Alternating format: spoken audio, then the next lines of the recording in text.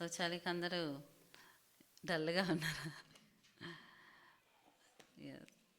Praise the Lord. ప్రతి సమయాన్ని, ప్రతి కాలాన్ని, ప్రతి పరిస్థితిని బట్టి మనకు అర్థమైనా కాకపోయినా మనం పోయిన వారం విన్నట్టు మనం ఏం చేయాలి?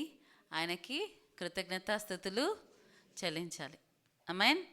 సో మనం ఆ, నాకు చాలా ఆ, అంటే భయం వేసిన ఒక స్టేట్మెంట్ నేను పోయిన వారం కూడా చెప్పాను, మళ్ళీ జ్ఞాపకం చేస్తున్నా.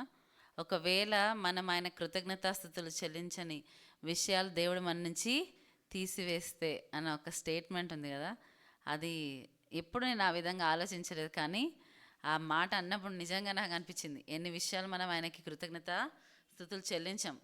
మనుషులకైతే ఉట్టి ఉట్టిగా థ్యాంక్ యూ చెప్తాం, కానీ దేవునికి మనం నిజంగా ఎన్నిసార్లు మర్చిపోతుంటాం. మనం పీల్చే ఊపిరి, మనం నడవగలుగుతున్నాం, మనము పడుకొని మరి పొద్దున లేవగలుగుతున్నాం, లేకపోతే మనం ఏది చేయగలుగుతున్నాం అది కామన్గా చేయగలుగుతున్నాం అంటే నార్మల్గా అవి మనం పెద్ద విషయాలుగా అనుకోము.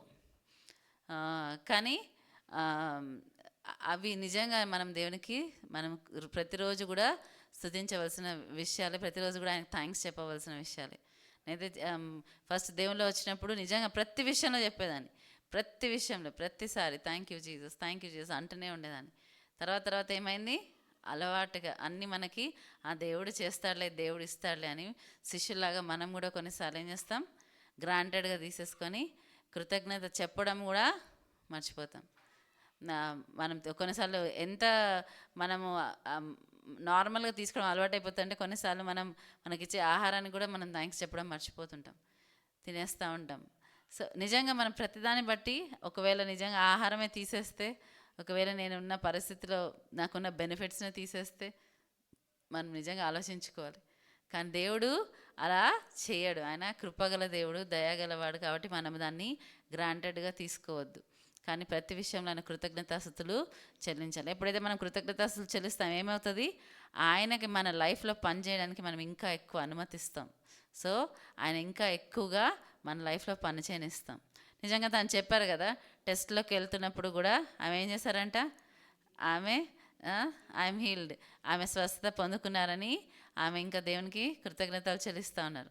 నిజంగానే ఏమైంది? తనకి ఏమీ లేకుండా తను మరి అన్నీ కూడా టెస్ట్లో నెగటివ్ వచ్చి తను ఇంకా సంతోషంగా తిరిగి వెళ్ళేలాగా దేవుడు ఒక సాక్ష్యముగా నిలిపాడు. ఆమెకి ఇంకా అప్పటికి టెస్ట్లు రాలేదు. లాస్ట్ వెన్స్డే వచ్చాయి టెస్ట్ రిపోర్ట్స్. కానీ ఆమె ఏ రోజు చెప్పింది? ఎంత ధైర్యంగా సాక్ష్యము చెప్పారు కదా. ఏమని చెప్పారు? నేను అన్నిట్లో దేవుడికి థ్యాంక్స్ చెప్తూ ఉన్నా, దేవుడే నాకు హీలర్ అని నమ్ముతున్నా అన్నారు. సో నిజంగా అదేవిధంగా మరి పాస్టర్ రోడ గారిని దేవుడు స్వస్థపరిచారు. హల్లెలూయా. సో నేను ఎందుకు ఇది పంచుకున్నానంటే, కొన్నిసార్లు మనం సాక్ష్యం వినడం వల్ల మనము ఎంకరేజ్ చేయబడతాం. మన పరిస్థితులు అన్నీ మనకు అనుకూలంగా ఉండవు. కొన్నిసార్లు మనకు అర్థం కూడా కావు. మనం ప్రేయర్ చేసేదానికి ఆపోజిట్ జరిగినట్టు అనిపిస్తుంది కొన్నిసార్లు. అయినా ఏం చేయాలి మనం? ఆయనకు ప్రతి విషయాన్ని బట్టి మనం ఏం చేయాలంటే దేవునికి కృతజ్ఞతాస్తుతులు చెల్లించాలంట. సో మనం నిరుత్సాహపడి మనము డిసప్పాయింట్ అయ్యి, లేకపోతే మనం దేవుని కృతజ్ఞతాస్తుతులు చెల్లించకపోతే ఆయనకేమి ఇది కాదు, కానీ మన లైఫ్లో మనం ఏదో కోల్పోవచ్చు. సో మనం ఆయన పైన ఆనుకుందాం, ఎందుకంటే ఆయన నమ్మదగినవాడు. సో ఈరోజు వాక్యం మరి ఏమి చెప్పాలని ధ్యానిస్తున్నప్పుడు నిజంగా చెప్పాలంటే మార్నింగ్ వరకు కూడా నాకు ఏమి వాక్యము రాలేదు. ఒకటి కొంచెం అలసిపోయి ఉండే, ఇంకొకటి నేను మరి నాకు దేవుడు కూడా ఏమీ వాక్యం అట్లే ఆలోచిస్తూ ఉన్నా. చాలా విషయాలు క్రిస్మస్ గురించి, లేకపోతే ఏవేవో విషయాలు ఆలోచిస్తూ ఉన్నా. కానీ దేవుడు మాట్లాడాలని చెప్పిన మాట నాకు ఓకే సరే దేవా మాట్లాడతానని అనిపించిన. ఆ మాట రీచ్ అయ్యే వరకు కూడా ఏ మెసేజ్ని బట్టి కూడా నాకు సమాధానం లేదనమాట. మనము ఒకవేళ దేవుడు మాట్లాడకపోతే మనకి ఏం తెలియదు అన్నట్టే అనిపిస్తుంది. మనం బైబిల్ వాక్యాలు తెలిసేమో కానీ ఏమంటారు, మన ఆత్మ కనుక మనం ప్రేరేపించకపోతే ఏది అర్థం కాదు యాక్చువల్లీ. సో ఆ విధంగా ఉంటుంది. సో దేవుని ఆయన ఆత్మని బట్టి, ఆయన సన్నిధిని బట్టి, ఆయన నడిపింపుని బట్టి కృతజ్ఞతాస్తుతులు చెల్లిస్తున్నాను. సో మత్తయి సువార్త 5వ అధ్యాయం 3వ వచనం చదువుదాం.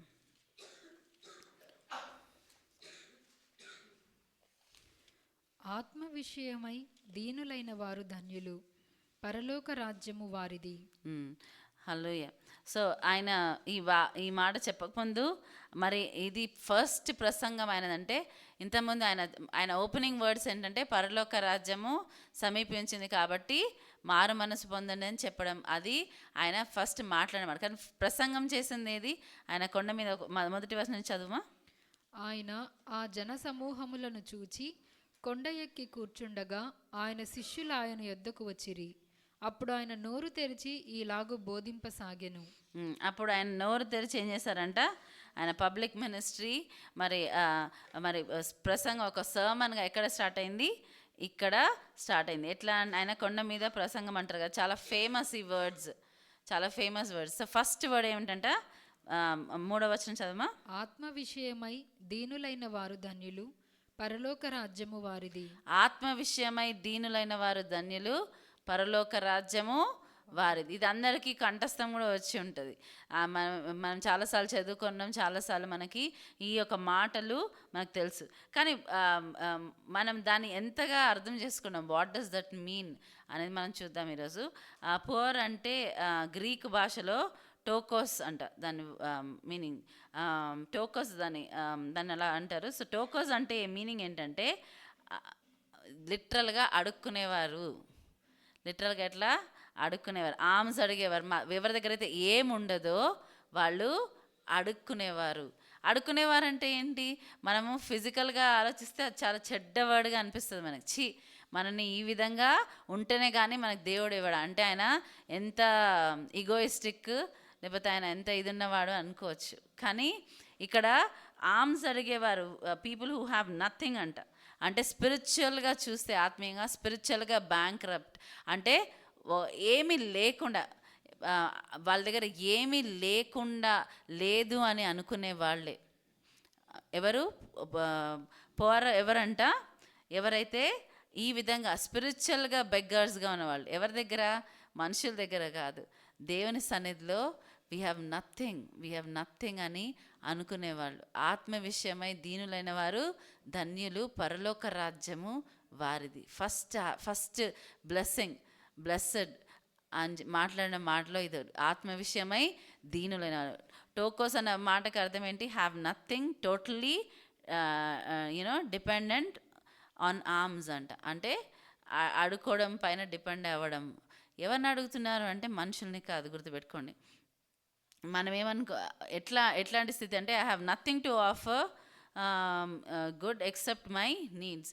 నా అవసరతలని నీకు నేను ఆఫర్ చేస్తున్నా, నాకు ఇంకా ఇవ్వడానికి నా దగ్గర ఏమీ లేదు. మనం ఎన్నిసార్లు మనం ఎప్పుడైతే దేవుని దగ్గరికి వస్తామో మనం ఆత్మ విషయంలో దీనులుగా ఉంటాం. ఎందుకు చెప్పండి? మనము ఎప్పుడో ఒకటి తెలుసుకుంటాం, నాకు నేను సరిపోను, నేను చేసే ఏది కూడా సరిపోదు, కాబట్టి నాకు యేసయ్య రక్షణ కావాలి అని మనం వచ్చామా లేదా? ఆ విధంగా. సో ఆత్మ విషయంలో దీనులుగా ఉండడం అంటే ఫైనాన్షియల్గా పువర్గా ఉండడం కాదు, లేకపోతే వీక్ పర్సనాలిటీ అని కాదు, అంటే ఏదో ఏమి చేయలేని చేతగాని వారు అన్నట్టు కాదు, లేకపోతే మరి వాళ్ళు చాలా తక్కువగా చూసుకునేవారు అని కూడా అర్థం కాదు. ఆత్మ విషయంలో దీనులు అంటే వారు లో సెల్ఫ్ ఎస్టీమ్ కలిగిన వాళ్ళని కూడా కాదు. ఇంకేంటి? లేకపోతే కొంతమంది హంబుల్, తగ్గింపు కలిగిన వారని చెప్పి చాలా గర్విష్ఠులుగా ఉండొచ్చు. మనం అనుకోవచ్చు ధనవంతులయ్యి దీనులైన వాళ్ళు ఉండొచ్చు, ఆత్మ విషయంలో దీనులైన వాళ్ళు ఉండొచ్చు. మరి ఫైనాన్షియల్గా పేదవారై ఈ లోకంలో ఏమి లేకుండా కూడా ఆత్మ విషయంలో చాలా గొప్ప అనుకునేవారు ఉండొచ్చు. So it's about how the attitude of your heart. మన హృదయ వైఖరి గురించి ఇది మాట్లాడుతుంది, మన ఆత్మీయ స్థితి గురించి మాట్లాడుతుంది. ఈ మాట చదివినప్పుడు నాకు ఎప్పుడొక విషయం గుర్తొస్తూ ఉంటుంది. మేము హాస్పిటల్ మినిస్ట్రీకి వెళ్ళే వాళ్ళం అనమాట, చాలా ఇయర్స్ బ్యాక్, ఒక 10 years బ్యాక్ అనుకోండి. హాస్పిటల్ మినిస్ట్రీకి ఎక్కడ వెళ్ళే వాళ్ళమంటే ఏమంటారు అది, ఎర్రగడ్డ హాస్పిటల్ ఉంటుంది కదా, అది కాదు, చెస్ట్ హాస్పిటల్ అంటారు దాన్ని, ఈఎస్ఐ కాదు, చెస్ట్ హాస్పిటల్. అక్కడ వెళ్ళేవాళ్ళం. అక్కడ ఒక వార్డు ఉండేది, ఏంటంటే ఎయిడ్స్ పేషెంట్స్ ఉన్న వార్డ్. ఆ ఎయిడ్స్ పేషెంట్స్ ఉన్న వార్డులోకి బేసిక్గా అక్కడ ఏంటంటే గవర్నమెంట్ హాస్పిటల్ కదా, వచ్చే వాళ్ళంతా ఏంటంటే చాలా భయంకరమైన స్టేట్లో ఉంటారు. ఎవరు చూసుకోవడానికి మోస్ట్లీ ఉండరు. ఉన్నా అంత ఇదిగా ఉండరనమాట. వాళ్ళు ఎట్లా అంటే దిక్కులేని వారుగా పడి ఉంటారు. అసలు చాలా వాళ్ళ పరిస్థితి చూసి చాలా బాధేస్తుంది. అలా నేను ఒక ఒక మేమంతా ఒక్కొక్క రూమ్కి వెళ్ళి వాళ్ళతో మాట్లాడి వాళ్ళ కోసం ప్రార్థన చేసి వచ్చేవాళ్ళం. సో అది చాలా వీక్లీ వన్స్ వెళ్ళేవాళ్ళం. చాలా ఎవ్రీ ట్యూస్డే వెళ్ళేవాళ్ళం యాక్చువల్లీ. అది చాలా మంచిగా అనిపించేది నిజంగా. ఒకరి కోసం మనం ప్రార్థన చేయగలుగుతున్నామన్న ఇది చాలా ఎంతోమంది రక్షణలోకి వచ్చారు. అలా ఒకళ్ళు అక్కడ హాస్పిటల్లో ఉన్న వాళ్ళు, నేను వాళ్ళ కోసము చెప్పిన అంటే ప్రార్థన చేసి వాళ్ళు చెప్తే వాళ్ళ ఇంట్లో అందరు రక్షణ పొందారు, ఆయన ఒక్క అతను తప్ప. సో చెప్పినప్పుడు ఆయన కూడా అంగీకరించి ప్రార్థన చేశారు. ఆయనకు ఒక 5 నెలల పాప ఉంది, ఇంకా పేర్లు పెట్టలేదు అక్క, మీరు పేరు ఇవ్వండి అని చెప్పినప్పుడు నేను ఒకవేళ నాకు కూతురు ఉంటే ఒక పేరు పెట్టాలనుకున్నాను, ప్రకటన అని. ఆ పేరు చెప్తే అమ్మాయికి అదే నిజంగా పేరు పెట్టారు. అప్పుడప్పుడు కాల్ చేసి చెప్పేవాళ్ళు, కొన్ని ఇయర్స్ అట్లా కాల్ చేశారు. సో తర్వాత అట్లా చాలా ఇన్సిడెంట్స్ ఉన్నాయి. అయితే నాకు చాలా ఏమంటారంటే 2 సంఘటనలు చాలా భయం వేసినాయి, చాలా షేక్ చేసిన విషయాలు ఏంటంటే, ఒక వ్యక్తి ఉన్నాడు. ఆయన రూమ్ ఎంత డర్టీ ఉందంటే మొత్తం వామిటింగ్, టాయిలెట్ స్మెల్తో నిండి ఉంది, అంత వామిటింగ్ కూడా ఉంది. నేను అక్కడికి వెళ్ళి నాకు అట్లా కొంచెం చిరాకు, అక్కడికి వెళ్ళి నించున్నాను అనమాట. వెళ్ళనా వద్దా, ఈ రూమ్లోకి వెళ్ళనా వద్దా, పోన్లీ ఈ ఒక్క రూమ్ స్కిప్ చేసేస్తాను అనిపించింది. కానీ మళ్ళీ లోపల నుంచి భయం వచ్చింది, అమ్మో ఆ ఆత్మ మరి దేవుని తెలుసుకోవాలి కదా అని అట్లనే లోపలికి నడిచి వెళ్ళి ఆయనని నేను అక్కడ అడిగా. ఆయన చూసి చాలా భయంకరమైన స్టేట్లో ఉన్నాడు. ఇంకా అసలు ఆయన బతికే ఛాన్సెస్ కూడా తక్కువ అనిపిస్తున్నాయి చూసినప్పుడు. అయితే ఆయన అడిగాను, అయ్యా మీకోసం ప్రార్థన చేయొచ్చా అంటే, వద్దు. అయ్యో నాకు ఎంత బాధ అనిపిస్తుంది, ఈయన అసలు ఏమైపోతుంది పరిస్థితి తెలియదు, ఈయన ఏంటి ఇట్లా వద్దు వద్దు అంటున్నాడని చాలాసార్లు అడిగా. ఆయన ఎంత చిరాగ్గా వద్దు వద్దు అంటే అక్కడి నుంచి వెళ్ళిపోయాను. కానీ నాకు చాలా డిసప్పాయింట్ అయిపోయా. మనిషి ఏంటి చచ్చిపోయే స్థితిలో ఉన్నాడు, కానీ ఎంత మొండితనం ఉంది. ఒక్క మాట ఆయన నిజంగా ఒక్కసారి అంగీకరిస్తే ఆయన నిత్యత్వం మారిపోతుంది కదా, ఎందుకు ఆయన ఇది చేయట్లేదు అని ఒక చాలా బాధేసింది. అది ఎప్పుడు కూడా గుర్తుండిపోయింది. అందుకే మనం ఆత్మ విషయంలో దీనులైన వాళ్ళు అంటే ఫిజికల్గా ఒకవేళ దీనంగా అనిపించిన కొంతమంది ఆత్మీయ విషయంలో దీనులుగా ఉండరు. సో కొంతమంది ధనవంతులైన ఆత్మీయ విషయాల్లో దీనులైన వారు ఉంటారు. ఇంకొక ఇన్సిడెంట్ ఏమైందంటే, ఇంకొక అతను కూడా, ఆయనైతే మొత్తం ఫ్యామిలీ అంతా బయట నిలబడి ఉంది, ఆయనకి గురించి హోప్ వదిలేస్తారు. ఈయన అసలు ఇంకా ఏం కాదని ప్రేయర్ చేస్తే మీరు ఏమైనా చేసుకోండి అన్నట్టు వదిలేస్తున్నారు. నేను వెళ్ళి ప్రేయర్ చేసినప్పుడు ఆయనకి నోరుతో మాట రావట్లేదు, కానీ కళ్ళతో ఆయన స్పందిస్తూ ఉన్నాడు. ఆయనకి అంత భయం వేసిందంటే, మనం ఆయన లాస్ట్ మూమెంట్స్లో మనం ఆయనకు సువార్త ప్రకటిస్తున్నాం అంటే ఆయన డెస్టినీ మార్చగలిగే కృపను దేవుడు మనకి ఇచ్చాడు. అది మనం సరిగ్గా చేయకపోతే అని ఒక భయం వచ్చేది నాకు. నిజంగా మనం కరెక్ట్గా ప్రకటించకపోతే, కరెక్ట్గా రీచ్ అవ్వకపోతే, ఆయన కరెక్ట్గా మనం ఇచ్చేయకపోతే, ఆయన డెస్టినీ, ఆయన అంటే నిత్యత్వం అనేది మార్చే ఈ అవకాశం. సో కొన్నిసార్లు మనం చాలా తేలిగ్గా తీసుకుంటాం, కానీ ఇవి చాలా ఇంపార్టెంట్ థింగ్స్. ఇంకా చాలా మేము మెడికల్ క్యాంప్స్కి వెళ్ళినప్పుడు ఫస్ట్ ఇనిషియల్గా సిబిఎన్ నుంచి చాలా మెడికల్ క్యాంప్స్ జరిగినప్పుడు ఓల్డ్ సిటీలో కూడా ఫ్లయింగ్ హాస్పిటల్ అని అక్కడికి వచ్చి అక్కడ జరిగింది. అక్కడ ఎంతో ధనికులు, మార్వాడీస్ వాళ్ళంతా చాలా ధనం ఉన్నవాళ్ళు, వాళ్ళు వచ్చి ఫ్రీ మెడికల్ క్యాంప్స్కి వచ్చేవాళ్ళు. వచ్చేమనేవాళ్ళు అంటే, మాకు అన్నీ ఉన్నాయి కానీ సమాధానం లేదమ్మా, సమాధానం కోసం ప్రార్థన చేయండి, మాకు సమాధానం కావాలనేవాళ్ళు. సో చూడండి, వాళ్ళు అన్నీ ఉన్నాయి కానీ వాళ్ళు ఏంటి, ఆత్మీయ విషయంలో దీనులుగా ఉన్నారు, ఏమి లేని స్థితిలో ఉన్నట్టు ఉన్నారు. సో మనము ఈ యొక్క బ్లెస్డ్ పోర్ అంటే, పోర్ అన్న దానికి అర్థము ఫైనాన్షియల్గానే చూస్తామేమో, కానీ ఇక్కడ ఏం మాట్లాడుతాం, స్పిరిచువల్లీ హంగ్రీ, స్పిరిచువల్లీ ఒక బెగ్గర్లీ స్టేట్ అనమాట. అంటే I have nothing to offer, నా దగ్గర ఏమీ లేదు. మనం దేవుడి దగ్గరికి వచ్చినప్పుడు నేను ఈరోజు ఇది ఇస్తాను అది ఇస్తాను, అసలు ఆయన ఇవ్వకపోతే మన దగ్గర ఏమీ ఉండదు. ఈరోజు నిలబడడానికి స్ట్రెంత్ ఇవ్వకపోతే ఇక్కడ ఉండం మనం. ఈరోజు మనం ఏం చేస్తున్నాం, ఆ యొక్క రియలైజేషన్ మనం ఉందా, ఆత్మ విషయంలో దీనులైన వారు ధన్యులు, పరలోక రాజ్యము వారిది అన్నాడు. That is the first thing. Yesu ప్రభు మరి ప్రసంగంలో కొండ మీద ప్రసంగం చేసిన ఫస్ట్ మాట అదే. అంటే హౌ ఇంపార్టెంట్ ఇస్ దట్, ఎంత ఇంపార్టెంట్ ఆ విషయం, ఎంత ప్రాముఖ్యమైనది ఆ విషయం. పరలోక రాజ్యం అట్లాంటి వారిదంట. ఈ ఆత్మీయ మరి స్పిరిచువల్ ఏమంటారు పావర్టీ అంటే ఏంటంటే నేను నాకు ఒకరోజు నేను ఆలోచిస్తున్నప్పుడు నాకు ఈ యొక్క దేవుడు దేవా నేను మరి ఆత్మ విషయంలో దీనిని అని నాకు క్లారిటీగా నాకు అంత అర్థం కావట్లేదు అన్నప్పుడు సడన్గా నాకు ఒకటి గుర్తొచ్చింది. ఏంటంటే మన ఒంట్లో ఏదైనా ఎముక విరిగిపోయింది అనుకోండి, దానికి సపోర్ట్ లేకపోతే అది నిలవగలదా? ఉండదు. సో నీ డిపెండెన్సీ నా పైన అంత ఉండాలని దేవుడు చెప్పాడు. నీ డిపెండెన్సీ నా పైన అంత ఉండాలి. ఎలా అయితే అది సపోర్ట్ లేకుండా ఒక ఎముక ఇరిగితే ఉండలేదో ఆ విధంగా నీ డిపెండెన్సీ నా పైన అలా ఉండాలన్నాడు. నాకు ఆ ఎముక విరగడం యొక్క ఎక్స్పీరియన్స్ ఉంది కాబట్టి నాకు అది ఎట్లుంటుంది అనేది తెలుసు. సో నిజంగా అనుకున్నా, అవును దేవా నేను నీ పైన ఆ విధముగా డిపెండ్ అవ్వాలి.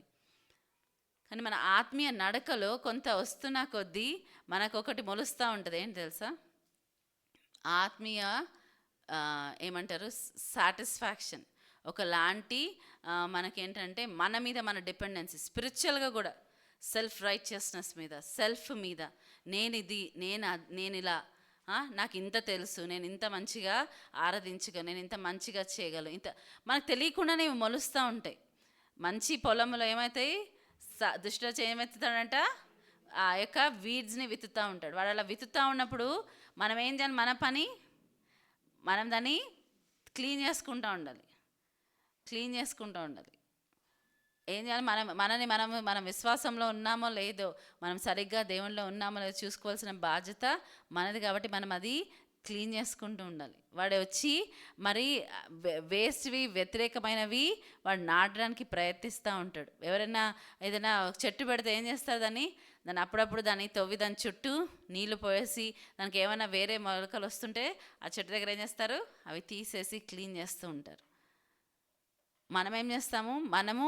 మనం ఆత్మీయంగా ఎదుగుతున్నాము దేవునిలో ఆ యాత్ర మొదలు పెట్టాక మనం ఏం చేస్తుంటాము? మనం ఇంకా డిపెండెన్సీ పెంచుకోవడం బదులు మనం ఏమవుతున్నాం? కొద్దిగా సెల్ఫ్ డిపెండెన్సీ, సెల్ఫ్ రైచియస్ అయిపోతాం. మన సొంత క్రియల పైన డిపెండ్ అయిపోతూ ఉంటాం, మన సొంత స్పిరిచువాలిటీ పైన, మన సొంత ప్రేయర్స్ పైన. నేను ఎంత ప్రేయర్ చేశాను కాబట్టి ఈరోజు నేను ఇది చేయగలను. మన చర్చ్కి ఈవెన్ సపోజ్ ఏదైనా పని అప్పచెప్పారు, వర్షిప్ టీమే అనుకోండి, వర్షిప్ బాగా ప్రార్థన చేసుకొని వస్తే, అబ్బా ఈరోజు నేను బాగా ప్రార్థన చేసుకున్నాను కాబట్టి దేవుని సన్నిధి బలంగా వస్తుంది ఇవాళ అనుకుంటాం. అది న్యాచురల్, అది మనం అనుకోకపోయినా వచ్చేస్తుంది ఆ థాట్. కానీ కొన్నిసార్లు అది చేసినప్పుడే ఏమవుతుంది? కొన్నిసార్లు ఏమనిపించదు. అయ్యా నేను ఇంత ప్రార్థన చేసుకొని వచ్చాను కదా, దేవుడు ఈరోజు ఎక్కువగా మా మధ్యలో కనపడతాడు, లేకపోతే ఏదో అద్భుతం చేసేస్తాడు, నేను చాలా ప్రార్థన చేసుకొని వచ్చాను, అయినా ఏం జరగదని డిసప్పాయింట్ అవుతారు. ఎందుకు డిసప్పాయింట్మెంట్ వచ్చింది? ఎందుకు? ఎక్కడో మనకు తెలియకుండా ఏమవుతుంది? మన పైన మనం డిపెండ్ అవ్వడం నేర్చుకుంటాం. చాలా ఆదాము అవ్వ చేసిన పాపం బట్టి ఏమైంది? మీరు కూడా దేవుడిగా అయిపోవచ్చు అన్నప్పుడు వాళ్ళు ఏమొచ్చింది? ఇండిపెండెంట్గా, సెల్ఫ్ డిపెండెంట్గా అయిపోయే ఒక ఇది వచ్చింది. మంచి చెడు తెలుసుకునే ఆ యొక్క పండు తిన్నప్పుడు మనం ఇంకా అప్పుడప్పుడు ఆ నేచర్ మనం ఇంకా ఫ్లెష్లో ఉన్నాం కాబట్టి అది వస్తుంటుంది. సో ప్రతిరోజు మనం మాట్లాడుకోవాలి, నా వల్ల ఏది కాదు, నా చేత కాదు, నాకు దేవుడి కృప ఉంటేనే చేతనవుతుంది, లేకపోతే నా దేవుడి కృప ఉంటేనే ఇది సాధ్యం. అందుకే మంచిగా ఆరంభించిన వాళ్ళు చాలాసార్లు వేరేగా ఎండ్ అవుతూ ఉంటారు. ఎందుకంటే సెల్ఫ్ డిపెండెన్సీ, సెల్ఫ్ రైచియస్నెస్. నేను నా సెల్ఫ్ ఏమంటారంటే నేను చేసుకోగలను అన్న ఒక ఇది. కానీ ఆ దీనత్వము మన స్పిరిచువల్ ఏమంటారంటే పావర్టీ, పువర్ పర్సన్. నేను స్పిరిచువల్లీ పువర్ అంటే స్పిరిచువల్లీ చేత కాని వాడినాను కదా, స్పిరిచువల్లీ డిపెండెంట్ అని దాని అర్థం. ఎవరి మీద డిపెండెంట్? దేవుని పైన, మనుషుల పైన. చూడు, మన అబ్రహాంను చూస్తే అబ్రహాం ఏంటి? ఆయన దేవుడి పైన డిపెండెంట్. దేవా దేవా దేవా అనుకుంటా ఉంటాడు, తప్పులు చేయలేదని కాదు. దావీదు కూడా దేవా దేవా దేవా ఉదయమనే లేస్తాడంట, ఆయన స్తుతిస్తాడు. ఎన్ని మాటలు స్తుతిస్తాడంట దావీదు? 7 మార్లు. అబ్రహాం చూస్తే ఎవరైనా కనపడితే ఆయన చాలా ధనికుడు, ఆయన ఏమంటారు, ఆ, ఏమి లేని అతను కాదు. కానీ ఎవరన్నా కనపడితే స్ట్రేంజర్స్ని ఎట్లా ఎంటర్టైన్ చేస్తాడైనా, వారిని చూసి పరిగెత్తి వాళ్ళకి నమస్కరించి వారిని ఆహ్వానించి వారికి భోజనం పెడతారు. మనం మనం గెస్ట్ వస్తున్నారంటే అబ్బా అని తల పట్టుకుంటారు. ఈ కాలంలో అమ్మ గెస్ట్ వస్తున్నారు, అమ్మ ఎందుకు వస్తున్నారు, తలనొప్పి అనుకుంటాం. కానీ ఆ కాలంలో, ఈవెన్ మన పెద్దవాళ్ళ కాలంలో కూడా, ఫోన్స్ లేని కాలంలో ఎట్లా వచ్చేవారు, గెస్ట్ ఎప్పుడు వస్తారో తెలియదు. కానీ ఏం చేసేవాళ్ళు, మా నాన్నమ్మ చెప్పేది, కొంచెం అన్నం ఎక్కువ వండి పెట్టేది. ఎందుకంటే ఎవరన్నా ఒకరు వస్తే ఆహారం లేకుండా ఇంట్లో ఉండకూడదు, వాళ్ళకి భోజనం పెట్టగలగాలి. కాబట్టి ఒక మనిషికి ఉన్న ఫ్యామిలీ మెంబర్స్కి కాకుండా ఒక మనిషికి ఎక్స్ట్రా ఉండేవాళ్ళు. అది ఆతిథ్యము ఆ విధంగా ఉండేది. కానీ రాను రాను రోజులు ఏమైపోయింది, మారిపోయినాయి. మనము హ్యూమిలిటీ అంటే ఫాల్స్ హ్యూమిలిటీ చూపిస్తాం. ఏదో అంటే మనం చాలా తగ్గింపు. కొంతమంది హ్యూమిలిటీ అంటే కింద కూర్చోవడం, లేకపోతే మోకరించి ప్రార్థన చేయడమే, ఇలాని కొన్ని చూపిస్తారు. లేకపోతే అవుట్వర్డ్గా చాలా ఏమంటారు, దీనమైన బట్టలు వేసుకోవడం, లేకపోతే సరిగ్గా డ్రెస్ అవ్వడం, ఇవన్నీ ఏమనుకుంటారు, సైన్ ఆఫ్ హ్యూమిలిటీ అనుకుంటారు. అంటే తగ్గింపుకి ఇవి గుర్తు అనుకుంటారు. కాదు, అవి కాదు. దేవుడు ఆత్మ విషయంలో దీనులుగా ఉండాలని అంటున్నాడు. పరలోక రాజ్యం అటువంటి వారిదే అంటున్నాడు. పిల్లల్లాగా ఉండమని ఎందుకు చెప్పారు? పిల్లలకి ఎటువంటి స్వభావం ఉంటుంది? పిల్లలు వాళ్ళకి మీరు ఒక్కసారి తిట్టండి, కొడతారు కూడా. కొడితే కూడా కొన్నిసార్లు ఏం చేస్తారు, పిల్లలు వచ్చి తల్లిదండ్రులే గట్టిగా పట్టుకుంటారు. మీరు ఎప్పుడైనా చూసారా? నాకు అట్లాంటి సీన్స్ నేను కొన్ని చూసినప్పుడు కళ్ళలో నీళ్ళు వస్తాయి నాకు. ఎందుకు తెలుసా? తల్లిదండ్రులు కొడుతూ ఉన్నా కానీ పిల్లలు ఏం చేస్తారు, వాళ్ళని వెళ్ళి గట్టిగా పట్టుకుంటారు. ఎదుగుతున్నా కొద్దీ ఏం చేస్తారు, అలగడం స్టార్ట్ చేస్తారు. కానీ చిన్న పిల్లలు మీరు చూడండి, కొడుతుంటే వారికి ఎందుకు కొడుతున్నారో అర్థం కాదు. కానీ ఏం చేస్తారు, వాళ్ళని వెళ్ళి గట్టిగా వాళ్ళ కాళ్ళు పట్టేసుకుంటారు. గట్టిగా ఇట్లా కాళ్ళని మోకాళ్ళ దగ్గర వరకే వస్తారేమో, ఇంకా కిందకి వస్తారేమో కానీ పట్టేసుకుంటారు. వాళ్ళ మదర్స్ని పట్టేసుకుంటారు. సో వాళ్ళకి ఏంటి, వాళ్ళకి వేరే ప్రపంచం లేదు. వాళ్ళ ప్రపంచం ఏంటి, వాళ్ళ పేరెంట్సే. మంచైనా చెడైనా ఏదైనా కానీ వాళ్ళు ఎవరి దగ్గర పరిగెత్తారు, పేరెంట్స్ దగ్గరికి. మన డిపెండెన్సీ ఆ విధంగా ఉందా దేవుడి పైన? ఆర్ మనం స్పిరిచువల్లీ ఇండిపెండెంట్ అయిపోతున్నామా? మనం ఆత్మీయంగా ఎదగడం అంటే స్పిరిచువల్గా ఇండిపెండెంట్ అవ్వడం కాదు, స్పిరిచువల్గా డిపెండెంట్ అవ్వడం. అది ఎవరి దగ్గర తెలుస్తుంది మనకి? మన పౌలు ద్వారా తెలుస్తుంది. ఆయన అంచెలంచెలుగా ఎదుగుతున్న కొద్దీ ఆయన ఏమంటాడు, ఫస్ట్ ఆయన ఆయన ఆయన తగ్గించుకుంటూ వస్తాడు. సమస్తం పెంటతో సమానంగా ఎంచుకున్నాడు. నాకు ఇప్పటివరకు ఉన్నది ఏది సరిపోదు. He became poor in the spirit. ఆయన నాలెడ్జ్ అంతా ఏం చేస్తాడు, ఆయన విడిచిపెట్టేస్తాడు. He gave up. నాకు వద్దు ఈ నాలెడ్జ్, నాకు ఇవంతా వద్దు. మనం స్కూల్లో కాలేజీ చదివితేనే దాదాపు 15 సంవత్సరాలు చదువుతారేమో. 15 సంవత్సరాలు చదివిన చదువు వేస్ట్. కాబట్టి నువ్వు ఫస్ట్ నుంచి చదవాలంటే ఎంతమంది ఇష్టపడతారు? ఆ జాబ్ వదిలేసుకుంటారు, లేకపోతే ఆ యొక్క పరిస్థితి వదిలేసుకుంటారు. నేను 15 సంవత్సరాలు మళ్ళీ చదవాలి. కానీ ఇక్కడ పౌలు ఏం చేస్తాడు, ఆయన పిహెచ్డి చేసిన క్యాండిడేట్గా ఉన్న ఏమనుకున్నాడంట, మొత్తము పెంటతో సమానంగా ఎంచుకొని మరలా స్టార్ట్ చేస్తాడు. ఎక్కడ? పరిశుద్ధాత్మ టీచర్గా ఆయన ఇచ్చేసుకొని మరలా నేర్చుకున్నాడు. మరలా హీ స్టార్టెడ్. ఆత్మ విషయంలో దీనత్వము అంటే అది. మనం దేవుని పైన ఎంత డిపెండ్ అవుతే మనం దేవుని నుంచి అంత గ్రేస్ పొందుకుంటాం. మనకు తెలుసా, మనం దేవుని presence of grace is the absence of pride అంట. ఎక్కడైతే గర్వము, ఎక్కడైతే ఇది తక్కువ లేకుండా ఉంటుందో అక్కడ ఏముంటుందంట, దేవుని యొక్క ఫేవర్, దేవుని యొక్క కృప మెండుగా ఉంటుందంట. మనము ఎప్పుడైతే ఇట్లా మన కొంచెం నేను దేవుడు కొంచెం పక్కన పెట్టి నేను డిపెండ్ నేను ఇది కాగలను, నేను నా పైన నేను చేసుకోగలను, నన్ను నేను చూసుకోగలను, నేను నా కాళ్ళపై నిలబడుతున్నా, ఇవన్నీ ఫీలింగ్స్ ఉంటాయి కదా. ఇవన్నీ ఏం చేస్తున్నాయి, మనని దేవుని యొక్క కృప మన లైఫ్లో తక్కువగా పనిచేసేలాగా చేస్తున్నాయి. మనం అవి రియలైజ్ అవుతున్నాం లేదా? We think we are spiritually strong అంటే ఏంటంటే, spiritually we are dependent on God. దేవుడే నాకు ఆధారం, దేవుడే నాకు దిక్కు అనుకునేవారు. యేసుప్రభువే తండ్రికి ప్రార్థన చేశాడంట. మనం ఇంకెంత చేయాలి? ఆయన ప్రతిరోజు ప్రార్థనకు సమయం ఇచ్చేవాడు. ఎంత పరిచర్య చేసినా, ఎంత ఇది చేసినా ఏం చేసేవాడంట ఆయన ఏకాంతముగా తండ్రికి ప్రార్థన చేసేవాడు అంటది, ఏకాంతంగా.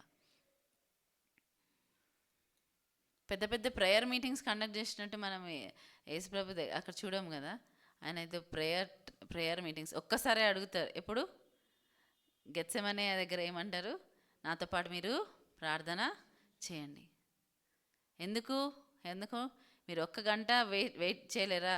1 గంట ప్రార్థన చేయలేరా? మీరు శోధనలో పడిపోకుండా ఉండడానికంట. For them.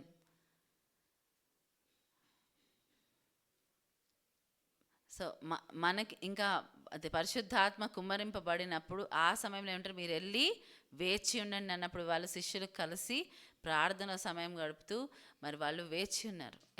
ఎక్కడ మేడ గదిలో వారు వేచి ఉన్నారు. సంఘముగా ప్రిపేర్ అయ్యి సంఘముగా సిద్ధపడాల్సిన టైం. మెలకువగా ఉండి ప్రార్థన చేయండి అని చెప్పారు, కానీ ప్రార్థన ఎలా చేయాలో నేర్పించారు. కానీ ఆయన ప్రేయర్ మీటింగ్స్ కన్నా ఆయన ఏం చేశారు, ఆయన ఎక్కువగా ఏకాంతంగా ప్రేయర్ చేసి మిగతా అంత టైమ్ మరి ఆయన మినిస్ట్రీ, రికన్సిలియేషన్ మినిస్ట్రీ, సమకూర్చడం, ఎంతమంది తప్పిపోయారు వారిని మరలా తండ్రి దగ్గరికి చేర్చడం అనే పరిచర్యలో ఆయన ఉన్నారు. ఆత్మ విషయంలో దీనులుగా ఉండడం అనేది మనం నేర్చుకోవాలి. స్పిరిచువల్ ప్రైడ్ వస్తుంది మనలో, అది ప్రవేశిస్తుంది అంటే మనం ఏం చేయాలి, మనము చూసుకోవాలి, మనం గమనించాలి. మనము గమనించి మనం ఏం చేయాలి, అది తీసి పడేయాలి.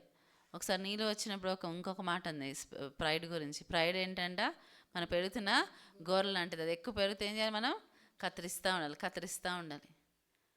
మనం రికగ్నైజ్ చేస్తున్నామా మనలో ఆత్మీయ గర్వం ఉంది అని. వాక్యం బాగా తెలిసి ఉండొచ్చు మనకి, అయితే వాక్యం మీద డిపెండ్ అవుతున్నామా, తెలుసు అనే నాలెడ్జ్ పైన డిపెండ్ అవుతున్నామా? దావీదు చూస్తే వాక్యాలు ఎత్తిపట్టి ప్రార్థన చేసేవాడేమో. దేవుడి కృపనైనా ఎంత వాడుకోవాలో అంత వాడుకున్నారు.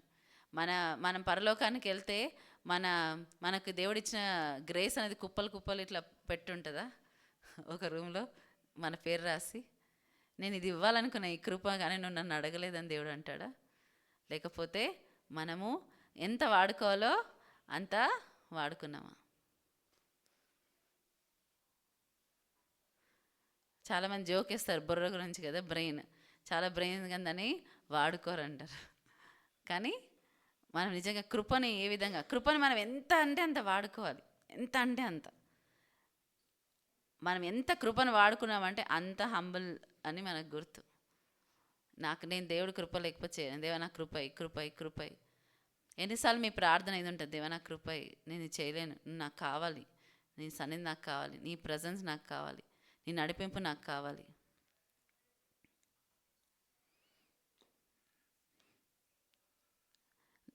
మనం చూస్తాం మోషే ఆయన కృప పైన ఎక్కువగా ఆధారపడడం. నీ సన్నిధి నాతో రాకపోతే నన్ను పంపించకు, ఎందుకంటే నీ సన్నిధి లేకపోతే నాకు ఏం చేయాలో నాకు తెలీదు, ఐ డోంట్ నో. ఎందుకంత ఇదవుతున్నాడు, నువ్వు సన్నిధి కావాలి, నాకు నీ సన్నిధి కావాలి, నువ్వు నాతో ఉండాలి, నన్ను నీ సన్నిధి లేకుండా నన్ను పంపించకు. ఆయన డిపెండెన్సీ ఆన్ గాడ్ ఎంత ఉందంటే ఆయన ఏం చేయాలో నెక్స్ట్ స్టెప్ ఒకవేళ దేవుడు గైడ్ చేయకపోతే తెలియదు. చాలామంది దేవుడితో ఆరంభించి దేవుడు నువ్వు ఇక్కడ ఉండు నేను అక్కడికి వెళ్ళొస్తా అంటాం. మనం ఆలోచిద్దాం, నువ్వు ఇక్కడే ఉండు నేను అక్కడికి వెళ్ళేసి వస్తాను, నువ్వు ఇక్కడే ఉండు దేవా అంటాం. ఎందుకంటే మనకు అంత కాన్ఫిడెన్స్ వచ్చేస్తుంది సడన్గా. కానీ దేవుని చేత కృప పొందిన వారు, దేవునితో మరి స్నేహితులుగా మారిన వాళ్ళు డిపెండెన్సీ ఎంత ఉంది దేవుని పైన. అబ్రహాం అయితే ఎంత బ్లైండ్గా నమ్మాడు. ఆయన భయపడుతున్నాడు లోతు విషయంలో, ఆయన పోరాడి లోతుని విడిపించుకొని వచ్చాడు. కానీ ఏం భయపడుతున్నారు, ఆ వ్యతిరేకంగా ఉన్న 5 రాజులు ఇప్పుడు నా పైన యుద్ధానికి వస్తే నేనేమి చేయగలను, వాళ్ళ సైన్యాలతో వస్తే. ఉందా ఆయన దగ్గర అంత బలగం? లేదు. ట్రైన్డ్ సోల్జర్స్ 318 మందే ఉన్నారు ఆయన దగ్గర, నమ్మకమైన వారు, ఆయన కోసం నిలబడేవాళ్ళు. మిగతా వాళ్ళు ట్రైన్డ్ కాదేమో, అందుకే ఆయన తీసుకెళ్ళలేదు. విజయం అయితే వచ్చింది, కానీ దేవా ఇప్పుడు నా పరిస్థితి ఏంటి? ఆయన భయపడుతున్నప్పుడు ఏమన్నా దేవుని వాక్యం వచ్చిందంట, దేవుని వాక్యం ప్రత్యక్షమై ఏమని చెప్పిందంట, అబ్రహామా భయపడకు, నేను నీకు కేడంనైనా నీ బహుమానము అత్యధికమగును. ఆదికాండం 15వ అధ్యాయం 1వ వచనం. అప్పుడు ఆయన ఏమన్నాడు, భయపడ్డాడు. ఏమన్నాడు, ఏం లాభము. తర్వాత వచనాలు చూస్తే ఏమంటారు, ఏం లాభం, నాకు ఒక కుమారుడు కూడా లేడు, నేను నిన్ను చాలా ఆశీర్వదిస్తాను అబ్రహామా అని చెప్తే, నా నా ఇంటి పనివాడే నాకు నా వారసుడు అవుతాడా అన్నాడు. అయితే దేవుడు ఏం చేస్తాడంటే అబ్రహాంని తీసుకెళ్ళి ఆకాశ నక్షత్రాలను చూపించి, ఇస్కరేణుని చూపించి, నీ సంతానం ఇలా ఉంటారు అంటే ఆయన ఎంత తగ్గింపు అంటే, ఓకే నేను నమ్ముతాను. ఏమీ లేదు అక్కడ, ఏమీ లేదు అక్కడ, కానీ ఏం చేశాడంట, నమ్మాడు. నీ ప్రేమ అబ్రహాం కాదు, ఇప్పటి నుంచి నీ పేరు ఇక మీదట నువ్వు అబ్రహాము అని పిలువబడతావు, అంటే ఫాదర్ ఆఫ్ ద నేషన్స్, జనములకు తండ్రిగా నేను చేస్తున్నాను. ఓకే దేవా, ఎంత తగ్గింపు అంటే ఒక సెల్ఫ్ అనేది లేదు ఆయనలో.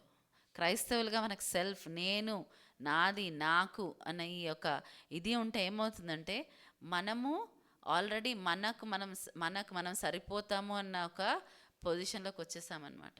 We are in a situation where we think we're enough, నాకు నేను చాలు. అందుకే నేను, నాకు అది టచ్ చేస్తే ఏమవుతుంది, కోపం వచ్చేస్తుంది, బాధ వచ్చేస్తుంది, నొప్పి వచ్చేస్తుంది, లేకపోతే అరిచేస్తారు, వాళ్ళ నుంచి దూరం అయిపోతారు. ఇవన్నీ కూడా చేస్తూ ఉంటారు. ఎందుకంటే నేను అన్నది ఉంది, నా పరువు, నా ఇది, నాకు, నాది, నేను, ఇవన్నీ డేంజర్స్. ఆత్మ విషయమై దీనులైన వారికి ఇవేవి ఉండవు. ఆత్మ విషయంలో దీనులుగా ఉన్న వారికి ఇవేమీ ఉండవు. ఏమున్నా దేవుని వల్లనే. దేవునికి స్తోత్రం. Thank you Jesus. ప్రతిసారి దేవునికి కృతజ్ఞతాస్తులు చెల్లిస్తుంటారు. వాళ్ళ లైఫ్లో ఏదో పెద్ద గొప్ప గొప్ప విషయాలు జరిగిపోయి చాలా చాలా హై పొజిషన్స్లో ఉన్నారని కాదు, కానీ వారు తృప్తి కలిగి ఉన్నారు. చాలా హై పొజిషన్స్లో ఉన్న వాళ్ళకి కూడా తృప్తి ఉండదు. చాలా అచీవ్ చేసుకోవాలన్న వారు కూడా ఆ అచీవ్మెంట్ తర్వాత ఏం చేయాలో తెలియదు. లైఫ్లో చాలామంది సక్సెస్ఫుల్ పీపుల్ ఉన్నారు. వారిని వెళ్ళి అడిగితే వారు ఒక గోల్ రీచ్ అవ్వాలనుకున్నారు. ఆ గోల్ రీచ్ అయ్యాక ఏం చేయాలో అర్థం కాదు వాళ్ళకి, తెలుసా, ఏం చేయాలో అర్థం కాదు. అట్లా కొంతమంది అంత రీచ్ అంత నేమ్ ఫేమ్ వచ్చాక కూడా సూసైడ్ చేసుకునే వారు ఉన్నారు. ఎందుకంటే వాళ్ళకి తెలియదు, they have reach that point. ఆ పాయింట్కి రీచ్ అయ్యాక కూడా ఏముంటుంది, వాళ్ళకి లోపల ఎంప్టీనెస్ ఉంటుంది. ఎందుకంటే దానికోసం క్రియేట్ చేయబడలేదు. మనం ఇండిపెండెంట్గా ఉండడానికి క్రియేట్ చేయబడలేదు, డిపెండెంట్గా ఉండడానికి చేయబడినాం. ఆదాము అవ్వ ప్రతిరోజు ఎవరు వచ్చి మాట్లాడేవాళ్ళు వాళ్ళతో, వాళ్ళు పాపంలో పడిపోకముందు ప్రతిరోజు దేవుడు వచ్చి వారితో సాయంకాలం వేళ వాళ్ళతో నడిచేవారు. నడిచినప్పుడు ఏమవుతుంది, మనం ఎవరితో నడుస్తూ ఉంటే వాళ్ళ మూల వీళ్ళు ఇక్కడ ఈ మూల నడుచుంటారు, లేదు సహవాసం చేస్తుంటారు. ఏం చేయాలి అని వాళ్ళు ప్రతి పూటకి ప్రతిసారి కనుక్కున్నారేమో. సడన్గా ఎప్పుడైతే వారు మరి దేవుని యొక్క ఆజ్ఞను అతిక్రమించి పాపంలో పడిపోయారు, వారు ఎక్కడి నుంచి బహిష్కరించబడ్డారు, దేవుని యొక్క సన్నిధి నుంచి, ఆ తోట నుంచి బహిష్కరించబడ్డారు. ఇప్పుడు they are on their own. దేవుడు ఎప్పుడు మాట్లాడాలనుకున్నాడు అప్పుడే, దేవుడు ఎప్పుడు ఇచ్చేయాలనుకున్నాడో వారిని కనికరించి అప్పుడు వారికి ఇదైనప్పుడు మాట్లాడారు.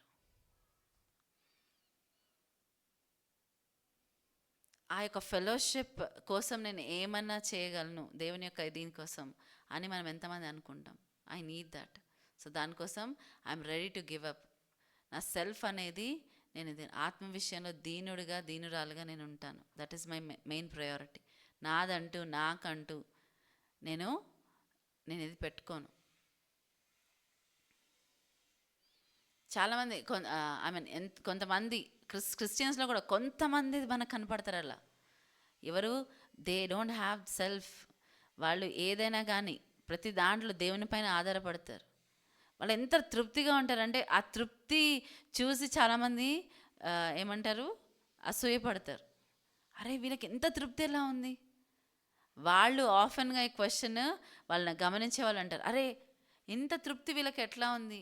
చాలామంది అడుగుతారు కూడా, అరే నీకు ఇన్ని బాధలు ఉన్నాయి, ఇన్ని కష్టాలు, నువ్వు ఎట్లుండగలిగావు ఇంత ఇదిగా నెమ్మదిగా. ఎందుకు, వాళ్ళ డిపెండెన్సీ ఏంటి, నాకేం కాదు కానీ దేవుడు ఉన్నాడు. దేవుడు సహాయం చేస్తాడు. దేవుడు నన్ను నడిపిస్తాడు. హంబుల్గా, అది ఆత్మ విషయంలో దీనులుగా ఉండడం అంటే అవేర్నెస్ ఆఫ్ గాడ్. దేవుడు ఉన్నాడు అని ఒక అవేర్నెస్ ప్రతి విషయంలో, ప్రతి సమయంలో. మనం ఆ బుక్ చూస్తాం కదా, practicing the presence of God. అది ఎంతో మందికి గైడ్గా, ఎంతో దైవజనులకు గైడ్గా ఉన్న బుక్. ఆయన ఆ దైవజనుడు ఏం చేసేవాడు తెలుసా? ఒక ఒక ఇన్స్టిట్యూషన్లో ఆయన పాత్రలు కడిగే పని. కానీ ఆయన ఏం నేర్చుకున్నాడు? ప్రతి నిమిషం దేవుని సన్నిధిని అనుభవించడం ఎలా అనే ఒక దాన్ని ఆయన జర్నల్, అది ఆయన డైలీ లెటర్స్ ఆయన ఆ విధంగా రాసుకోండి. దేవుని ప్రజెన్స్ ఎలా ప్రాక్టీస్ చేయాలి, ఎలా దేవుని సన్నిధిలో నిలిచి ఉండాలి అని రాసుకున్నప్పుడు ఏమైందంటే అది ఎంతో మందికి ఒక గైడ్గా మారిందంట. ఆత్మీయ స్థితిలో ఉన్న వారికి ఎలా నేను ఉండాలి అన్న విషయం. Practicing the presence of God. అసలు ఎలా ఉండాలి, ఆయన పొజిషన్ ఆయనకి ఏమి ఇచ్చేయాలి, కానీ హీ లెర్న్ ద డిపెండెన్సీ, దేవుని పైన ఆధారపడడం. మనం ఏమీ ఎక్స్పెక్ట్ చేయకుండా మనం ఎప్పుడైతే చేస్తాం కదా, అది దేవునికి చాలా ఇష్టమవుతుంది. మనం చూసాం హేబేల్ యొక్క అర్పణ కూడా మనము చూసాం. ఏం చేస్తాడు ఆయన? ఆయనకున్న దాంట్లోనే పెద్ద ఇది చేయలేదు, కానీ ఉన్న దాంట్లో శ్రేష్టమనే దేవుడి దగ్గర తీసుకొని వచ్చాడు. ఆయన తీసుకొని వచ్చి అర్పించాడు. మనం చూస్తే కైన్ ఏం చేస్తాడు? అక్కడి నుంచి ఒకటి, ఇక్కడి నుంచి ఒకటి ఏరుకొని మంచిగా కనిపించేవి ఏదో దాంట్లో ఒకటి రెండు కుళ్ళిపోయినా కూడా వేసేసి ఏముంది దేవుడే కదా అనుకున్నాడు. అలాంటి వాళ్ళు కాదు. దేవుడు ఏంటంట, మనం చూస్తే యాకోబు పత్రిక 4:6 చదవమా.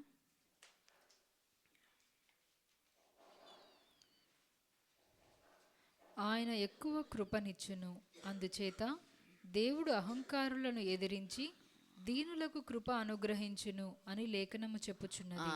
అహంకారులను అంటే ప్రౌడ్ ఎవరిని అంటారు? ప్రౌడ్ అని ఎవరిని అంటారంటే ఎవరికైతే మరి మాకు అక్కర్లేదు, మేము చాలు, we're sufficient, we're talented, we can ఏమంటారు, we can manage ourselves, మమ్మల్ని మేము మేనేజ్ చేసుకున్నాం, మేము చాలా టాలెంటెడ్, మా టాలెంట్ మాకు సరిపోతుంది, మాకు ఏది వద్దు. వీళ్ళేంటి? అహంకారంగా ఉన్న వాళ్ళని ఏం చేస్తాడంటే దేవుడు ఎదిరిస్తాడు. దేవుడు ఎదిరిస్తే ఎవరన్నా వాళ్ళకి హెల్ప్ఫుల్గా ఉండగలరా? ఎవరు ఉండలేరు. భయంకరమైన విషయం అంటే దేవుడు ఎదిరించడం అంటే తీసి ఇట్లా పక్కన పడేశాడు అనుకోండి, వాళ్ళు ఈ లోకంలో అబ్బా మేము చాలా ఫ్లరిష్ అయిపోతున్నాం, చాలా ఇదైపోతున్నాం అని అనుకుంటూనే వాళ్ళు ఏం చేస్తారు? They lose God's presence. అది లేకుండా మనం ఎంత చేసినా ఏంటంట ఏమీ లాభం లేదు. కానీ దీనిలోకి ఆయన ఏమిస్తాడంట? కృపనిస్తాడు. హల్లెలూయా. కృప ఏం చేస్తాడు? కృప. మనం లాస్ట్ టైం కూడా నేను వాక్యం చెప్పినప్పుడు కృప గురించి ధ్యానించాం. కృప అనేది మన లైఫ్లో చాలా ఇంపార్టెంట్ విషయంగా మనం చూసుకోవాలి. మనకు ఆహారం ఎలా అవసరం ఉంటుందో, మనం వేసుకునే బట్టలు మనకు ఎంత అవసరం ఉన్నాయో, దేవుని యొక్క కృప మీద అంత ఆధారపడాలి. అందుకే నీ కృప జీవము కంటే ఉత్తమమైంది అంటాడు. జీవము. ఈ లైఫ్కి ఆయన కృప లేకపోతే ఏమీ లేదు. నీ కృప లేకపోతే నేను ఏమీ లేనయ్యా, నేనేమీ కానయ్యా. దేవుని కృపని చాలా బాగా వాడుకున్న వాళ్ళు ఏంటి? చాలా గొప్ప వాళ్ళు ఆయన దీంట్లో. ఈ లోకం పరంగా ఏమంటారు? అయ్యో దేవుడిని ఎందుకు డిస్టర్బ్ చేయడం, మనం చేసుకోవాలి. కొంతమంది అంటే నాకు చాలా నవ్వు వస్తుంది. దేవుడిని డిస్టర్బ్ చేయడం ఎందుకు, మనము చేసుకోవాలి. ఊరికే దేవుడిని ఎందుకు డిస్టర్బ్ చేస్తారంట. వాళ్ళ దేవుడు పడుకుంటారేమో, కానీ మన దేవుడు ఏంటంటే ఇజ్రాయెల్ని కాచేవాడు, కొనుక్కడు, నిద్రపోడు. ఆయన ఏం చేస్తాడు? నా పిల్లలు నా దగ్గరికి ఎప్పుడు వస్తారు, ఎప్పుడు వాళ్ళకి నేను ఏదన్నా ఇవ్వాలి, ఏదన్నా వారి లైఫ్లో నేను చెయ్యాలి అని ఎదురు చూస్తూ ఉంటారు. కొంతమంది దేవుడు ఏంటంటే దేవుడేం డిస్టర్బ్ చేయను, నేను చేసుకోగలను కదా, నేను చేసుకోలేని దాని గురించి అడుగుతాను. నో. ఒక పుట్టుగుడ్డు వాడిని స్వస్థత పరిచినప్పుడు అక్కడ ఉన్న ఫరిసేయులు వాళ్ళందరూ చాలా కోపపడతారు, చాలా ఇచ్చేస్తారు. ఆయన మరి పిలిపిస్తారు ఆయన. ఎందుకంటే ఇది ఒక పెద్ద ఒక సెన్సేషన్ లాగా అయిపోయింది. పిలిపించి ఏం జరిగిద్దంటే ఒకసారి చూద్దామా? యోహాను సువార్త 9వ అధ్యాయం.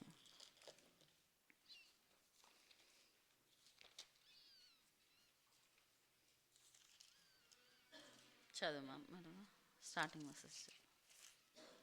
ఆయన మార్గమున పోవుచుండగా పుట్టు గ్రుడ్డి అయిన ఒక మనుషుడు కనబడెను. ఆయన శిష్యులు, బోధకుడా, వీడు గ్రుడ్డివాడై పుట్టుటకు ఎవడు పాపము చేసెను?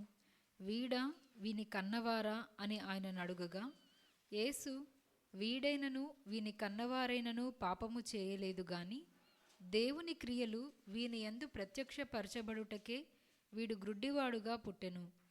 పగలున్నంత వరకు నన్ను పంపిన వాని క్రియలు మనము చేయుచుండవలెను. రాత్రి వచ్చుచున్నది, అప్పుడెవడునూ పని చేయలేడు. నేను ఈ లోకములో ఉన్నప్పుడు లోకమునకు వెలుగునని చెప్పెను.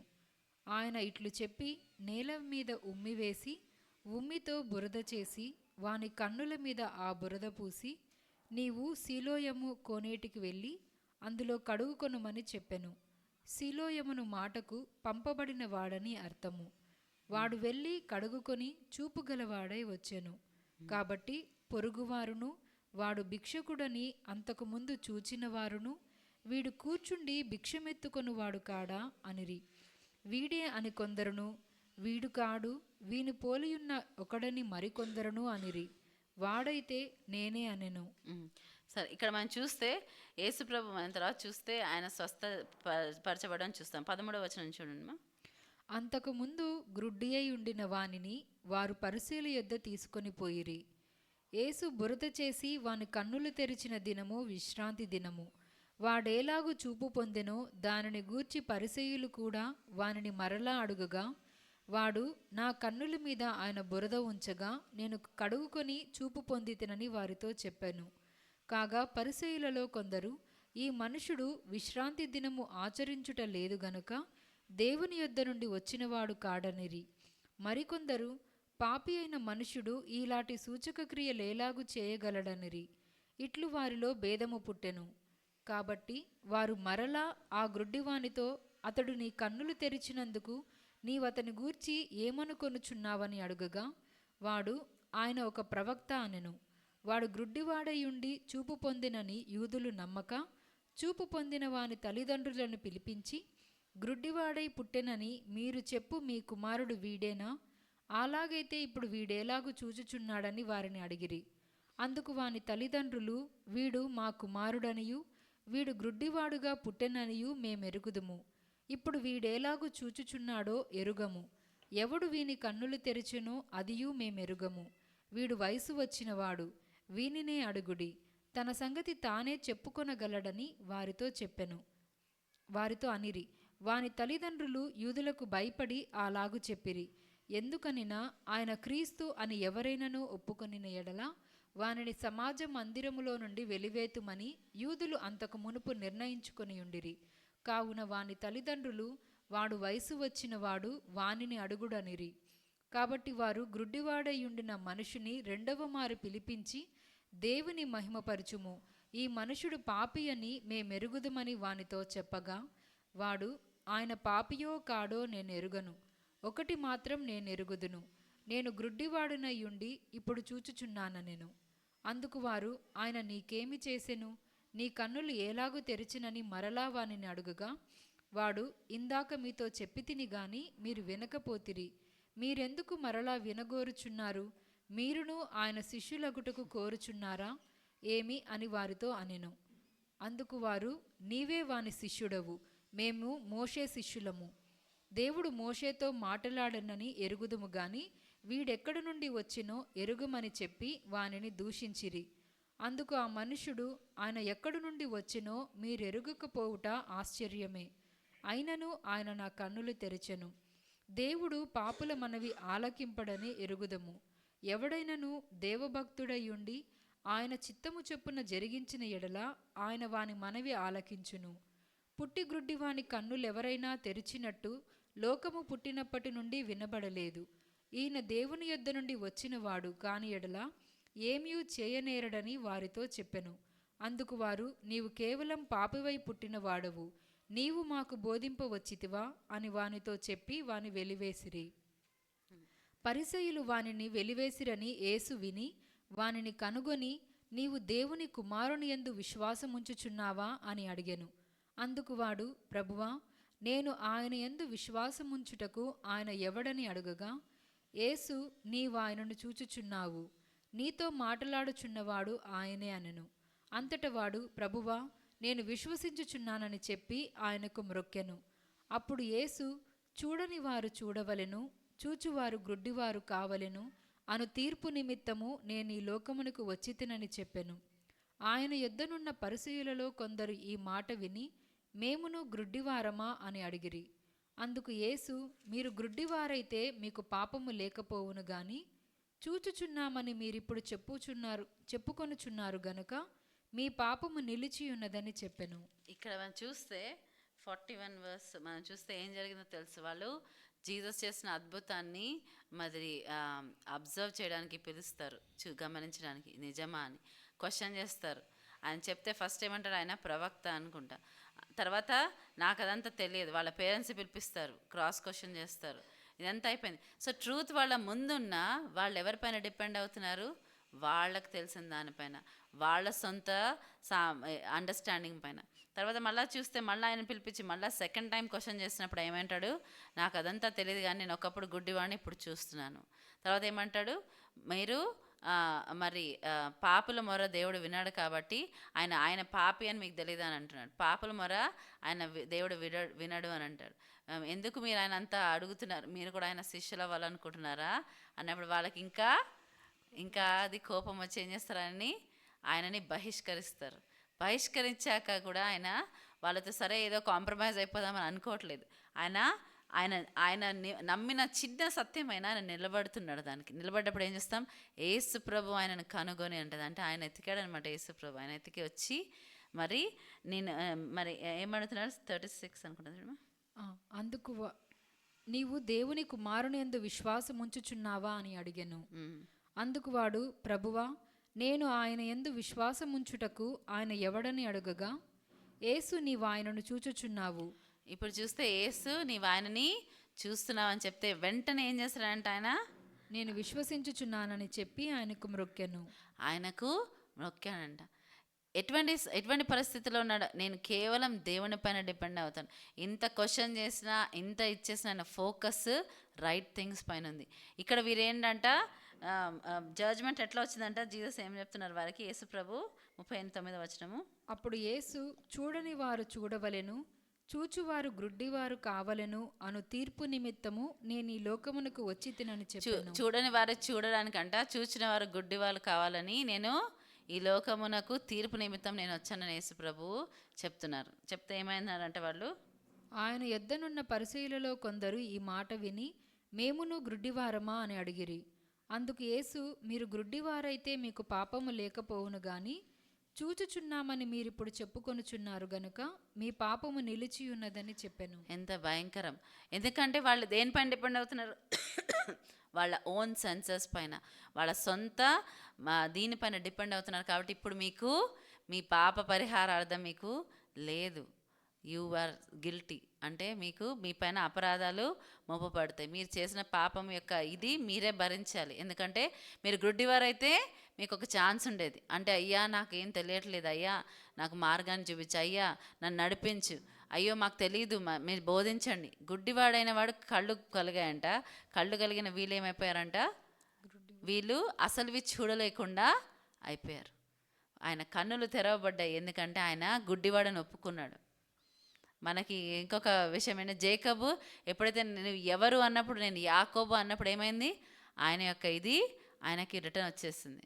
ఎప్పటివరకైతే ఆయన ఏసావులాగానే ప్రవర్తించి పారిపోయి ఆయన అన్ని చేసిన ఏమైందంట, ఆయన జీతం 10 సార్లు మార్చబడింది, మోసం చేయబడ్డాడు. ఆయన భయంకరంగా ఆయనని ఇష్టం వచ్చినట్టు లాభాన్ని ఏం చేస్తాడు, వాడుకున్నాడు. కానీ ఆయన చేసిన మోసం ఎన్నిసార్లు ఆయనకి రిటర్న్ వచ్చింది, 10 times ఫర్ 20 years, 20 సంవత్సరాలు.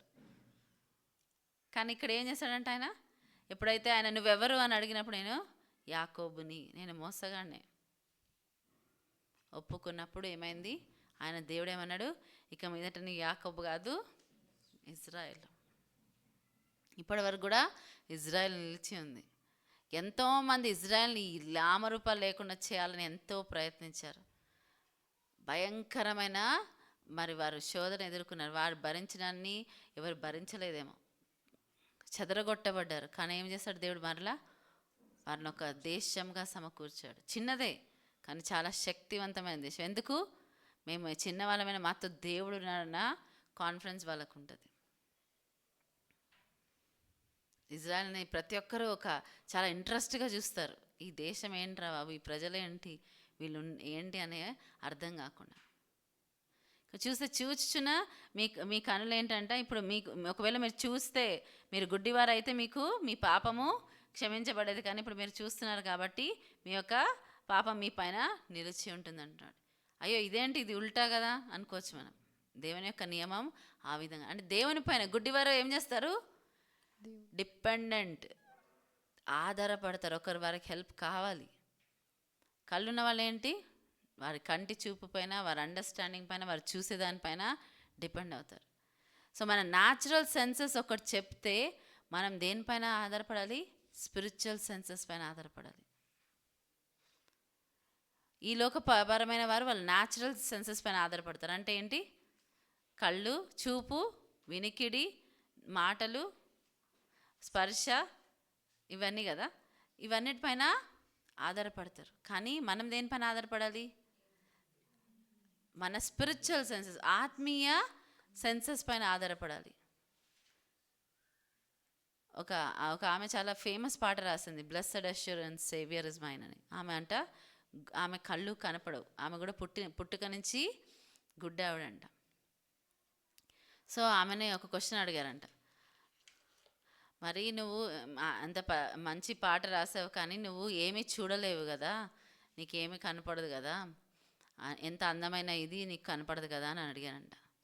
అయితే ఆమె ఒక మాట చెప్పిందంట, నేను పర్వాలేదు, నేను చాలా అంటే నాకు ఒక జస్ట్ అంటే దాన్ని ఇదే భావం చెప్తున్నాను, ఎగ్జాక్ట్ వర్డ్స్ కోట్ చేయట్లే. కానీ ఆమె ఏం చెప్పిందంటే, పర్వాలేదు నాకు ఈ లోకపరంగా కనపడకపోయినా పర్లేదు కానీ నేను ఫస్ట్ నా కళ్ళు తెరిచినప్పుడు నేను ఆ దేవుడినే ఫస్ట్ చూస్తాను అని చెప్పిందంట. సో మనం ఎటువంటి అంటే మనం దేనిపైన ఆధారపడుతున్నాం? ఆమెంత మంచి పాట దేవుని పైన ఆధారపడి దేవుడు అర్థం చేసుకుని, ఆమె చూడట్లేదు, ఆమె ఏమీ చూడలేదు, ఏమీ ఇచ్చేయలేదు, కానీ దేవుని యొక్క మంచితనాన్ని ఆమె టేస్ట్ చేసింది. ఆమె స్పిరిచువల్ సెన్స్ పోర్ ఆత్మీయ విషయాల్లో పోర్గా ఉన్న వాళ్ళు దేనిపైన డిపెండెంట్ ఉంటారంటే వారి ఆత్మీయ సెన్సెస్ పైన. ఈ లోకపరమైన వాటికి వ్యతిరేకంగా ఉండొచ్చు. అందుకే ఆయన చూసిన వాటిని, విన్న వాటిని బట్టి కాదు, కానీ దాన్ని ఆయన ఏ విధంగా తీర్పు తీరుస్తాడంటే, యేసుప్రభు గురించి ఏం రాస్తుంది, ఆయన న్యాయంగా నీతిని బట్టి తీర్పు తీరుస్తాడంట. నీతిని బట్టి అంటే దేవుడు, మనం చూస్తే అక్కడ 10 మంది ఆ కోనేటి దగ్గర ఉన్నా కానీ ఆయన ఒక్క దగ్గరికి వెళ్ళారు. ఎందుకు? ఆయన తండ్రి దగ్గర నుంచి ఏది విన్నాడో ఆయన అదే చేస్తాడు. ఆయన శక్తి లేక కాదు. పేతురు చాలా ఆవేశంగా వెళ్ళి ఒక సైనికుడి యొక్క చెవు కట్ చేసేస్తాడు. ఎందుకంటే గెత్సెమనే తోటలో యేసుప్రభుని తీసుకెళ్ళడానికి వచ్చినప్పుడు ఏమనుకుంటున్నాడు పేతురు, నేను ఈయనని ప్రొటెక్ట్ చేయాలి, ఈయన అసలు ఏమంటారు చాలా హార్మ్లెస్ పర్సన్, ఈయన ఏమి చేసుకోలేడు, సో మేము ఈయనని ప్రొటెక్ట్ చేయాలనుకున్నాడు. కానీ యేసుప్రభు ఏమన్నారు, నేను కావాలంటే నా తండ్రి 12 సేన పంపిస్తాడు, 12 వ్యూహసేనాలని పంపించగలడు నా తండ్రి, కానీ ఇది సమయం కాదు. ఆయన న్యాచురల్ ఇన్స్టింక్ట్స్ ఏమైనా చెప్పచ్చు, కానీ ఆయన స్పిరిచువల్ సెన్సెస్ని వాడాడు. మనం ఒకవేళ ఆత్మీయ విషయంలో దీనత్వం కలవాళ్ళమైతే మన న్యాచురల్ సెన్సెస్ పైన డిపెండ్ అవ్వం. మనం బోస్ట్ చేయము, మనము లేకపోతే మన గొప్పతనం గురించి మనం చెప్పుకోము.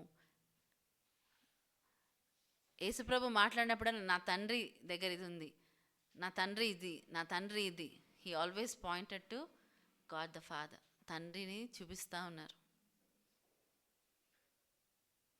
పరిశుద్ధాత్మ దేవుడు వచ్చినప్పుడు ఆయన యేసుప్రభు చెప్పిన మాటలన్నీ ఆయన జ్ఞాపకం చేస్తాడంట. సో యేసుప్రభుని పాయింట్ చేస్తూ ఉన్నారు, ఇది నిజం, ఇది సత్యం, దీన్ని వెంబడించాలి, దీనిలో మీరు నిలిచి ఉండాలి, ఈ విషయాలు చెప్తా వచ్చారు. సో మనం మనం మనం ఆత్మ విషయంలో దీనులుగా ఉంటేనే పరలోక రాజ్యము మనదవుతుంది. మనని మనం ఎప్పుడు భయపడుతూ ఉండాలి. అందుకే పౌలు అంటాడు, మనం ఏం చేయాలంటే మన సొంత రక్షణ భయముతో వణుకుతో దాంట్లో కొనసాగాలంట, భయముతో వణుకుతో. ఎందుకు? మనకు తెలియకుండానే ఇవి వచ్చేస్తూ ఉంటాయి మొలకలు. దాన్ని ఏం చేయాలి మనం? చిచి, ఇది నేను కాదు, నాకు వద్దు ఇవి. విల్లింగ్గా మనం వాటిని తృణీకరించి విల్లింగ్గా దేవుని పైన మనము ఆనుకుంటూ ఉండాలి. అందుకే మనము సజీవ యాగముగా మనం సమర్పించుకోవాలి. We are living sacrifice. అంటే ఏం చేయాలి? చనిపోయినదైతే ఒక్కసారి ఇస్తే అయిపోతుంది. లివింగ్ సాక్రిఫైస్ ఏం చేయాలి? ప్రతిసారి ప్రతిదినము ప్రతి క్షణము, అయ్యా నేను నీ దానని, అయ్యా నేను నీ వాడని, అయ్యా నన్ను ఏం చేయాలి ఇప్పుడు, నన్ను నడిపించు. నువ్వు ఎంత దేవుడి పైన డిపెండ్ అయితే నేను దేవుడు అంతా నడిపిస్తాడు. కొంతమంది అయితే వాళ్ళు ఏమి వేసుకోవాలి, ఎక్కడికి వెళ్ళాలి, మనం లాస్ట్ టైం ఒకసారి యాషన్ వాక్యం చెప్పినట్టు చెప్పారు కదా, ఆయన దేవుడు చెప్తేనే ఏదైనా చేసేవాడు, దేవుడు చెప్తేనే ఇచ్చేస్తారు. ఎంత డిపెండెన్సీ దేవుడి పైన. ఫూలిష్నెస్, వెర్రితనం అనిపించవచ్చు, నవ్వచ్చు, మనని ఎగతాళి చేయొచ్చు, కంపల్సరీ చేస్తారు. చేస్తే రిమెంబర్, మనము రైట్ ట్రాక్లో ఉన్నాం. ఎవరు మనం ఏమనకుండా చాలా బాగా అబ్బబ్బబ్బా మనని పొగిడేసి మనకి ఏమంటారు స్టేజ్లో ఎక్కిచ్చేస్తుంటే ఒక్క నిమిషం మనము చేసేది ఆగుదాం, ఆగి చూద్దాం. ఘనత దేవుడిస్తే మంచిదే. దేవుడు ఇవ్వని ఘనత మనకి ఏం తీసుకురాదు.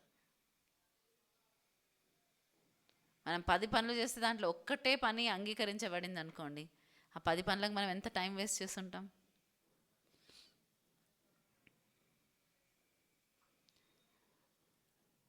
మనం ఏం నేర్చుకోవాలి? ఆత్మీయంగా మెచ్యూర్ పీపుల్ ఏంటంటే డిపెండెన్సీ ఆన్ గాడ్ ఎక్కువ ఉంటుంది. ఇమ్మెచ్యూర్ పీపుల్ ఏంటి, వాళ్ళ కొంత దేవుడి పైన కొంత అటు ఇటు ఫ్లక్చువేట్ అవుతుంటారు.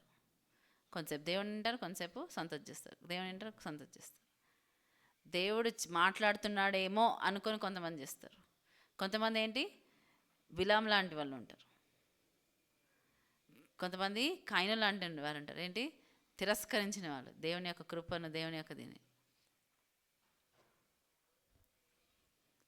కొంతమంది కోరాహు ఏమంటారు, దాతాన్, అభిరాము వాళ్ళలాగా ఏమంటారు, దేవుని యొక్క దాన్ని ఎదిరించే వాళ్ళుగా ఉంటారు. ఇవన్నీ దీనత్వానికి వ్యతిరేకమైనవి. ఆత్మ విషయమై దీనులైన వారు ధన్యులు, వారు పరలోక రాజ్యము వారిది. నువ్వు మనిషి దగ్గర తగ్గించుకుంటున్నావు అనుకుంటే అది నీ భ్రమ. ఇంకా మన పైనే ఉంది మనది. మనం దేవుని దగ్గర తగ్గించుకుంటాం. మనుషులు ఏమై ఉన్నా నాకు అనవసరం. మనము నిజంగా ఒక విరిగి నలిగిన మనస్సు కలిగి ఉన్న వాళ్ళమైతే చుట్టూ గురించి అసలు ఆలోచించారు. ఎవరైనా చాలా బాధలో ఉన్నవారు చూడండి, they don't care about what is happening around them. అంటే నేను అది చెప్పాను కదా, దీనత్వం అంటే అవుట్వర్డ్ సాడ్గా ఉండడం, ఎప్పుడు ఏడుపు పాటలు పాడుతూ ఉండడం. నేను చాలామంది చూస్తాను క్రిస్టియన్స్, చాలా మరి అది అవుట్వర్డ్ దీనత్వం ఎక్కువైపోతుంది. ఏడుపు అది చూసి నాకు అమ్మో ఇదేం పాటరా బాబు అనుకుంటాను. డిప్రెషన్ చేస్తుంది, అది దీనత్వం కాదు. దేవుడిని సంతోషించమంటే సంతోషించాలి, దేవుడిని గమ్మున కూర్చోమంటే కూర్చోవాలి, దేవుడు ఆరాధించి నీ చేతులైతే నాకు థ్యాంక్స్ చెప్పమంటే థ్యాంక్స్ చెప్పాలి. దేవుడు ఈ మీటింగ్కి వెళ్ళి నువ్వు మౌనంగా ఒక్క మాట మాట్లాడదంటే మాట్లాడదు.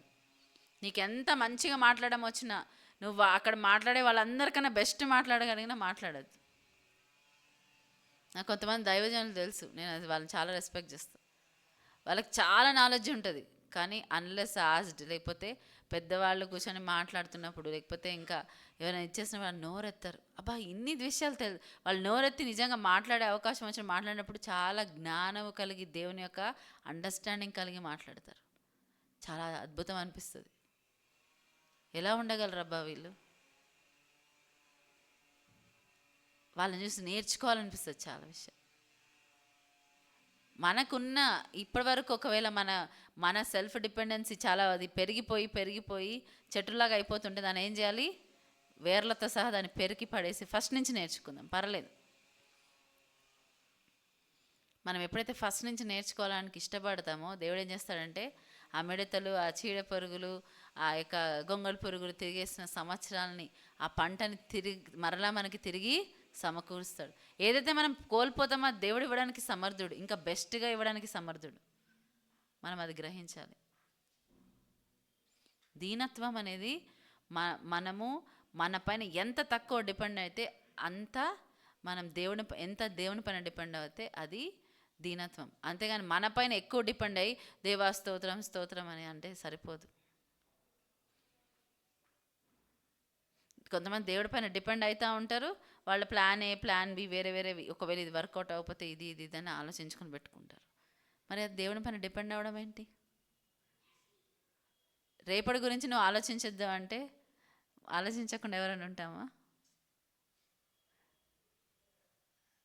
5 years ప్లాన్, 10 years ప్లాన్ కూడా చేసేస్తారు. ఇవాళ రేపు బిడ్డ పుట్టక ముందే ఏమంటారు, అడ్మిషన్లు తీసేసుకుంటారు. ఓకే, ప్లాన్ చేసుకో, కానీ దేవుడు చెప్తే చేసుకో. కానీ దేవుడు ఏమన్నాడు? రేపేమవుతుందో నీకు తెలుసా అన్నాడు. రోజు నా పైన డిపెండ్ అవ్వమన్నాడు. దేవుడు ఇజ్రాయేల్కి మన్నా ప్రతిరోజు ఇచ్చాడు కదా.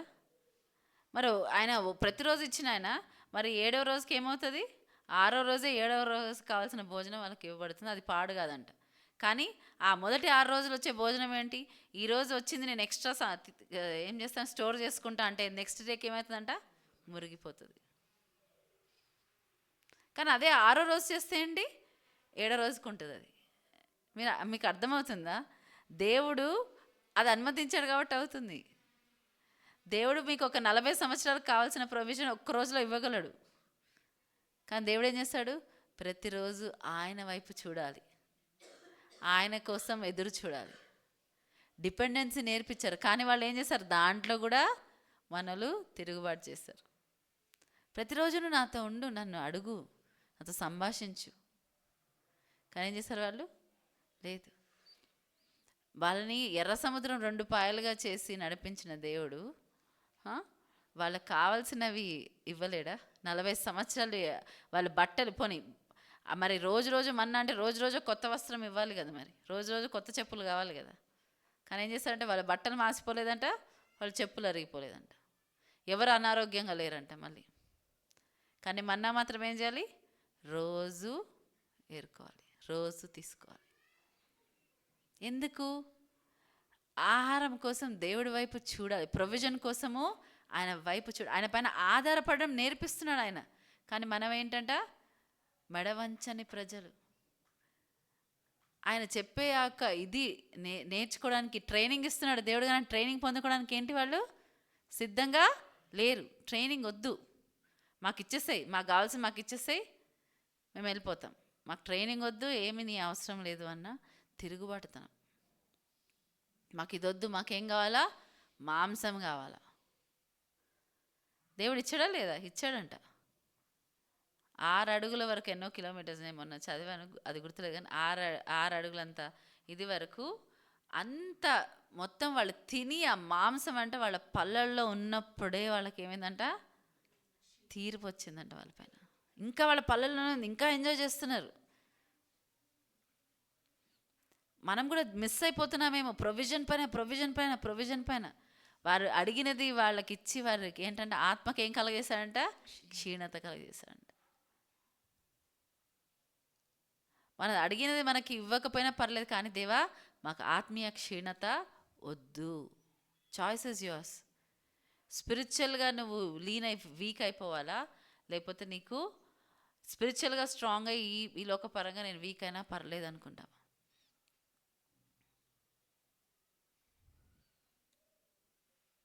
ఆయన దీనులను చాలా ప్రేమిస్తాడు. అహంకారం ఎదిరించి దీనుల కృప చూపించే దేవుడు. చూస్తే ఈ యొక్క గొర్రెల కాపర్లకు ఫస్ట్ కనపడ్డాడంట యేసుప్రభు ఈ సీజన్లో. ఆ మాటతో ముగించుకుందాం. గొర్రెల కాపరికి ఫస్ట్ కనపడ్డాడంట. ఎందుకు తెలుసా? వాళ్ళు చాలా లో లేకపోతే లో క్యాడర్ పీపుల్గా చూసేవాళ్ళు, దూరంగా పెట్టేవాళ్ళు అంట వాళ్ళని.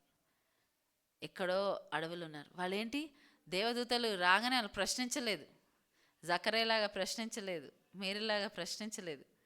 ఏం చేస్తారంటే వాళ్ళు నమ్మారు, ఆనందించారు, గంతులేసుకుంటూ ఆయన ఎత్తుక్కుంటూ వెళ్ళారు.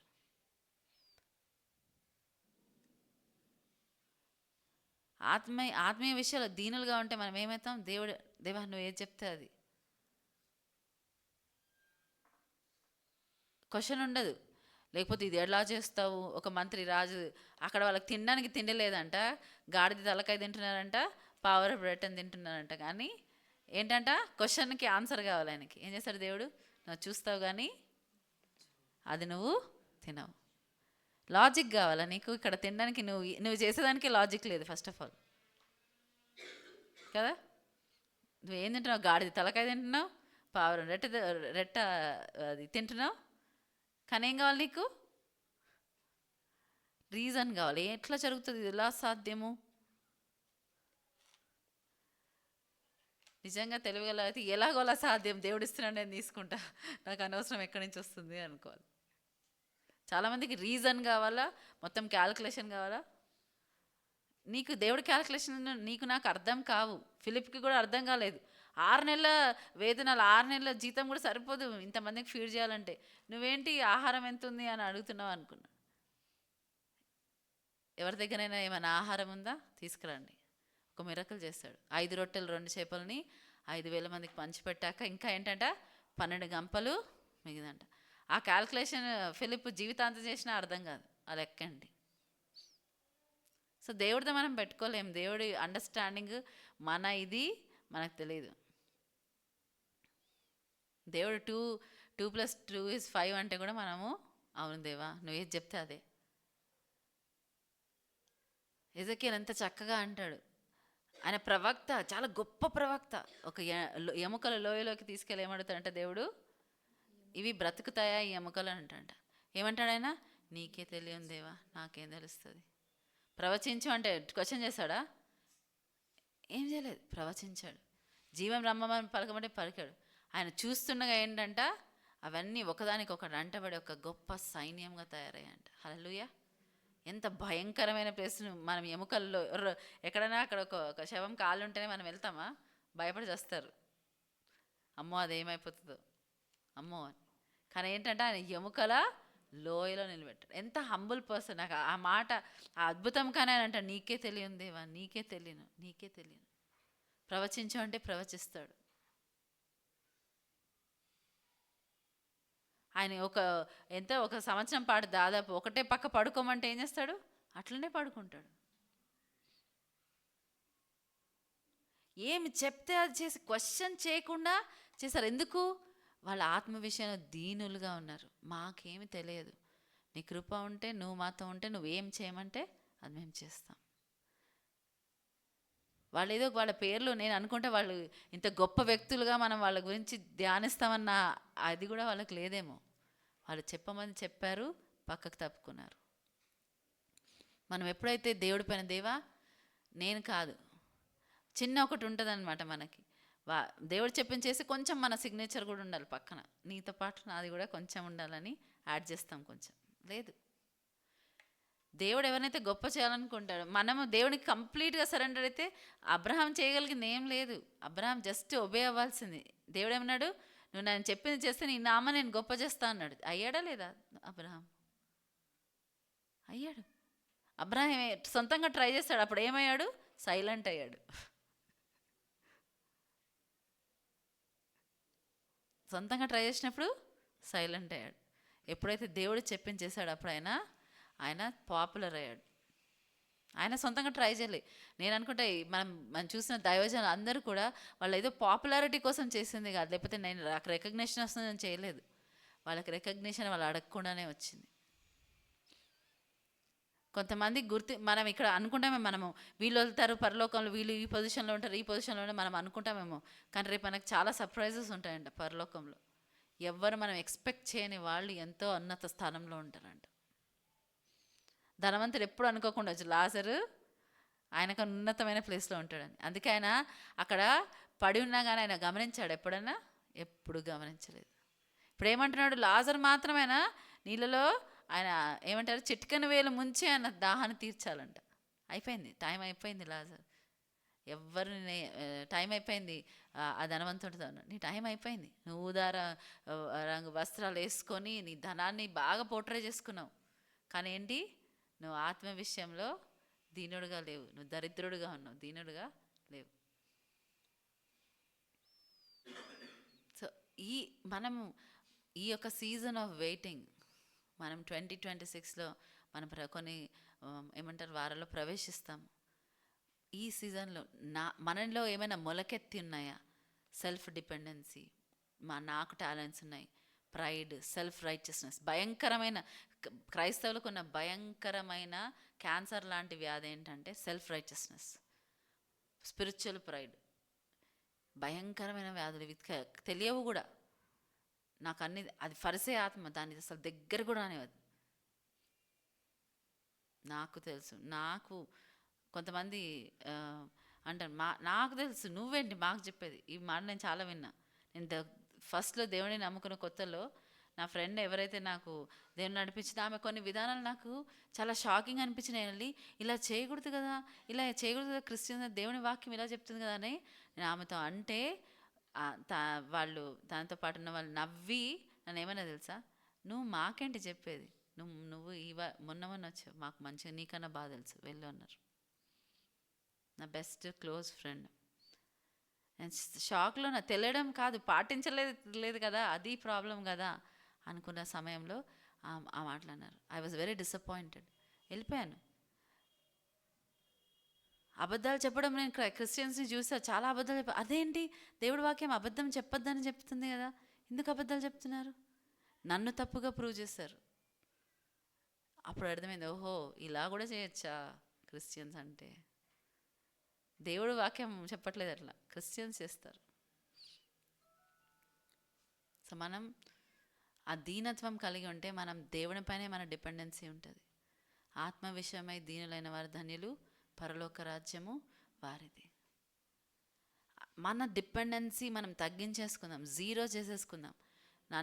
నాకున్న టాలెంట్స్ అన్నీ కూడా పెంటతో సమానం దేవా, ఇట్ ఈజ్ నథింగ్. నాకు నువ్వు ఇచ్చిన తలాంతే కావాలి. నేను ఏమంటారు, మంచి సింగర్ని అనుకో, ఏమనుకోవాలి, ఇది తలాంత వద్దు దేవా, నాకు నువ్వు ఇచ్చినావా, నువ్వు నన్ను పాడమంటున్నావా, నేను పాడతా, నువ్వు నన్ను చేయమంటున్నావా, చేస్తా. ఎంతోమంది మ్యూజిషియన్స్, ఎంతోమంది ఇచ్చేసేవాళ్ళు, దేవుడు వాళ్ళని మానేసినందుకు మానేసిన వాళ్ళు ఉన్నారు తెలుసా మీకు? చాలా ఫేమస్ పీపుల్ వాళ్ళు, మామూలు వాళ్ళు కూడా కాదు. వాళ్ళని దేవుడు కొన్ని ఇయర్స్ సైలెంట్గా ఉండమంటే వాళ్ళు ఏం చేశారు? సైలెంట్గా ఉన్నారు. ఎక్కడ పబ్లిక్ దాంట్లో రాలేదు. అద్భుతం అనిపిస్తుంది. సాక్రిఫైస్ అంటే అది. మనం ఏం చేస్తాం, మనకి ఏది మంచిదో అది వాడతాం, ఏది మంచిదో మనం ఇచ్చేస్తాం. దేవుడు కృప అంటాం. మళ్ళీ మనం దేవుని కృపను వ్యర్థపరిచేవారుగా ఉంటామేమో చాలాసార్లు. మనం చూసుకోవాలి. దేవుడి నామాన్ని వ్యర్థంగా వాడిన వారుగా ఉంటారేమో. దేవుడు మనని అన్నది, అబ్బా ఆపండి, నా పేరు మీరు అన్నిసార్లు ఇది చేయకండి, వ్యర్థముగా మీరు నా పేరు తీసుకోకండి. మీ ప్రార్థనలు నాకు హేయకరంగా ఉన్నాయి, నాకు అంగీకారంగా లేవు. మనం చాలా జాగ్రత్తగా మనని మనం పరీక్షించుకుందాం. ఒకరిని పరీక్షించొద్దు ఈ కాలంలో. Let's examine our cells. మనని మనం పరీక్షించుకుందాం. నేను ఏవి చేయాలి, నాలో ఏముంది, ఏ తెలియకుండా మొలుస్తుంది. సొలొమోను విషయం అలాగే. సొలొమోను దేవుడిని ఫస్ట్ అడిగినప్పుడు జ్ఞానం అడిగాడంట. దేవుడు ఇంకేమిచ్చాడు? ధనము, సమాధానము అని ఇచ్చాడు. కానీ ఏమయ్యాడంట, మెల్లమెల్లగా ఫస్ట్ ఆయన నువ్వు అంతమంది భార్యలను చేసుకోకయ్యా అంటే వాళ్ళని దేవుడి నుంచి దూరంగా నడిపిస్తానంటే చేశాడు. డ్రిఫ్టింగ్ అవే ఎక్కడ స్టార్ట్ అవుతుందంట? కాంప్రమైజ్తో స్టార్ట్ అవుతుందంట. మనం దేవుడి నుంచి దూరం అవ్వడం ఎక్కడి నుంచి స్టార్ట్ అవుతుంది? వాళ్ళు అలాంటి పనులు చేసే వాళ్ళు కూడా, సరే పర్లేదులే, నేను అక్కడ దాంట్లోకి వెళ్ళట్లేదు కదా, నేను అక్కడే ఉంటున్నా, అట్లా స్టార్ట్ అవుతుంది. కాంప్రమైజ్తో స్టార్ట్ అవుతుంది. తర్వాత ఏమవుతారు? తెలియకుండా ఏమైపోయాడైనా అన్య దేవతలకు అర్పణలు ఇచ్చేంత వరకు కూడా వెళ్ళిపోయాడు. అంత జ్ఞాని. మళ్ళీ ప్రసంగిలు ఏమంటాడు? ఇవంతా వ్యర్థం వ్యర్థం వ్యర్థం వ్యర్థం అంటాడు. లాస్ట్లో ఏమంటాడు, మన దేవునికి భయభక్తులు కలిగి ఉండడమే ఇది మానవునికి తగినది. ఇంకా అంతే. సో మనం తెలుసుకోవాల్సింది ఏంటంటే, మన డిపెండెన్సీ గాడ్ పైన ఉందా? దేవుడా, నేను నిజంగా ఆమె ఆ కానాను స్త్రీ ఎంత చక్కగా అర్థం చేసుకుందో, తన కుమార్తె దేనికోసం, నేను పిల్లల ఆహారం తీసి కుక్కలకి ఏనంటే, అవును నేను కుక్కలు కూడా ఏమిటంట, బల్ల కింద పడ్డ రొట్టె ముక్కలు తింటాను, కుక్క అని పర్వాలేదు. ఆమె ఎటువంటి దీన స్థితికి అయినా దేవుని సన్నిధిలో ఒప్పుకోవడానికి సిద్ధంగా ఉంది. మనం ఆ స్థితికి వెళ్ళడానికి కూడా సిద్ధంగా ఉన్నాం, ఆ దేవుని సన్నిధిలో దేవుని నుంచి పొందుకోవడానికి. ఎవరికైనా ఇదే లాస్ట్ బస్సు, నువ్వు వెళ్ళవలసిన డెస్టినీకి, దీని తర్వాత అవకాశం లేదంటే ఏం చేస్తాం? ఏమైనా చేస్తాం అది పొందుకోవడానికి. మనకు కూడా ఇది లాస్ట్ జర్నీ, ఈ లైఫ్ ఒక్కటే లైఫ్ ఉంది, ఇంకా వేరే వేరే లైఫ్స్ లేవు. ఇంకా ఎవరి సమయం ఎప్పుడైపోతుందో కూడా తెలియదు. ఇట్లా కలిసే అవకాశం ఎన్ని రోజులు ఉంటుందో మనకు తెలియదు. ఇవన్నీ మనం గమనిస్తూ మనము ఇంకా మనం దీనత్వం లేనివారుగా ఉంటే మనం చాలా డేంజరస్ స్టేట్లో ఉన్నాం. సో మనం నేర్చుకుందాం, ప్రతి ఒక్కరం ఇంక్లూడింగ్ మనం అందరం నేర్చుకోవాలి దీనత్వం ఆత్మ విషయంలో. సెల్ఫ్ రైచియస్నెస్ ఉందా నాలో, దాన్ని తీసి కాళ్ళ కింద తొక్కేయండి, వద్దు. గర్వం ఉందా, నేను ఇది చేయగలను, మీలో సామర్థ్యత ఉందా, మీలో ధనం ఉందని మీకు ఇది ఉందా, వీటిని అన్నిటి ఏం చేయాలంట, తీసి పక్కన పడేయాలి. ఇవన్నీ నన్ను ఏమి ఉన్నా మంచిదే, అది నేను దేవుడు ఏం చేయమంటే అది చేస్తా. కొంతమంది ధనవంతులు నాకు తెలుసు, వాళ్ళు ఎంత దీనత్వం అంటే వాళ్ళకి దేవుడు ఏది చేయమంటే వారికి ఇచ్చిన ధనంతో అది చేస్తారు. ఇది నాది కాదు, నువ్వు ఇచ్చావు దేవా, నేనేం చేయాలి, నువ్వు నాకు చెప్పు, నేను అది చేస్తా, అది మాత్రమే చేస్తారు. అలాంటివి నేను చాలా నేర్చుకోవాలి. నేను అనుకుంటా గాడ్ కొన్ని విషయాలు మనకు బయలుపరుస్తూ మనకు నేర్పిస్తూ ఉంటాడు. అలా మనల్ని మనం పరీక్షించుకుందాం, మనతో ఏం మాట్లాడుతున్నాడు దేవుడు పర్సనల్గా ఈ యొక్క టైమ్స్లో, అది నేను చేయాలి. హల్లెలూయా. ప్రార్థన చేసుకుందాం. అంతనైనా ఆత్మ విషయంలోనైనా మేము దీనత్వం కలిగి ఉండుటకు ప్రభా మీరు సహాయం చేయండి. ఎన్నోసార్లు మేము self sufficient, we are enough, we are righteous, మేము చాలు, మాకు ఆ సామర్థ్యత ఉంది, మేము నీతిమంతులమన్న గర్వం మాలో ప్రవేశించిందేమో ప్రభువా, మమ్మల్ని క్షమించండి. మాలో దీనత్వం దయచేయండి. ఎస్ లార్డ్, దీనత్వం దయచేయండి ప్రభువా. ఈ యొక్క నేను అవును ఇయర్ ఎండ్కి మేము సమీపించి ఉన్నాము. నీ యొక్క నేను అవును ప్రభా, నీ జనాన్ని మేము జ్ఞాపకం చేసుకుంటున్నాము ప్రభా. ఈ సమయాలు మేము అడుగుతున్నామయ్యా, నీ కృపను మేము ఎక్కువ అత్యధికంగా పొందుకొని అత్యధికంగా వాడుకోవాలి. ఎందుకంటే నీ కృప లేకపోతే మేము సర్వైవ్ అవ్వలేము తండ్రి. ఈ యొక్క ప్రత్యక్షత మా అందరికీ దయచేయండి అయ్యా, ఇంకా ఎక్కువగా దయచేయండి. ఉందేమో కానీ సరిపడంత లేదేమో ప్రభా, ఇంకా ఎక్కువగా మాకు దయచేయండి అయ్యా. నీ ప్రత్యక్షత మాకు ఇవ్వండి, మమ్మల్ని నడిపించండి. Yes Lord, thank you Jesus, thank you Lord. మమ్మల్ని నడిపించమని అడుగుతున్నాం. ఆత్మ విషయమై దీనులైన వారు ధన్యులు, పరలోక రాజ్యము వారిదన్నావు ప్రభా. నడిపించయ్యా దేవా. Yes Lord, thank you Jesus. ఆ దీనత్వంలో మమ్మల్ని నడిపించండి. పరలోక రాజ్యం నీ సన్నిధిలో నిన్ను ముఖాముఖి ఒక్క దినం మేము చూడాలి. సమస్తము అప్పుడు తేటగా కనపడతాయి ప్రభా. మేము తెలుసుకోవాలయ్యా, ఇదే మా ఆశ అయి ఉండాలి, ఇంకా దానికి మించి ఇంకేమొద్దు ప్రభా. దేవుని రాజ్యం నాయన నీతిని మొదట వెంబడించినప్పుడు సమస్తం మిమ్మల్ని వెంబడిస్తాయని మీ వాక్యం సెలవిచ్చారు. మిమ్మల్ని వెంబడించే కృపను మాకు దయచేయండి. ఏదో పొందుకుంటామని కాదు ప్రభా, ఏమున్నా లేకపోయినా పర్వాలేదు, కానీ నిన్ను మేము కలిగి ఉండాలయ్యా ప్రభా. Thank you Jesus. మమ్మల్ని మేము మీకు సమర్పించుకుంటున్నాం. మా ఈ మొర ఆలకించి మాకు జవాబునివ్వమని యేసు నామములో ప్రార్థించి వేడుకున్నాం తండ్రి. ఆమేన్.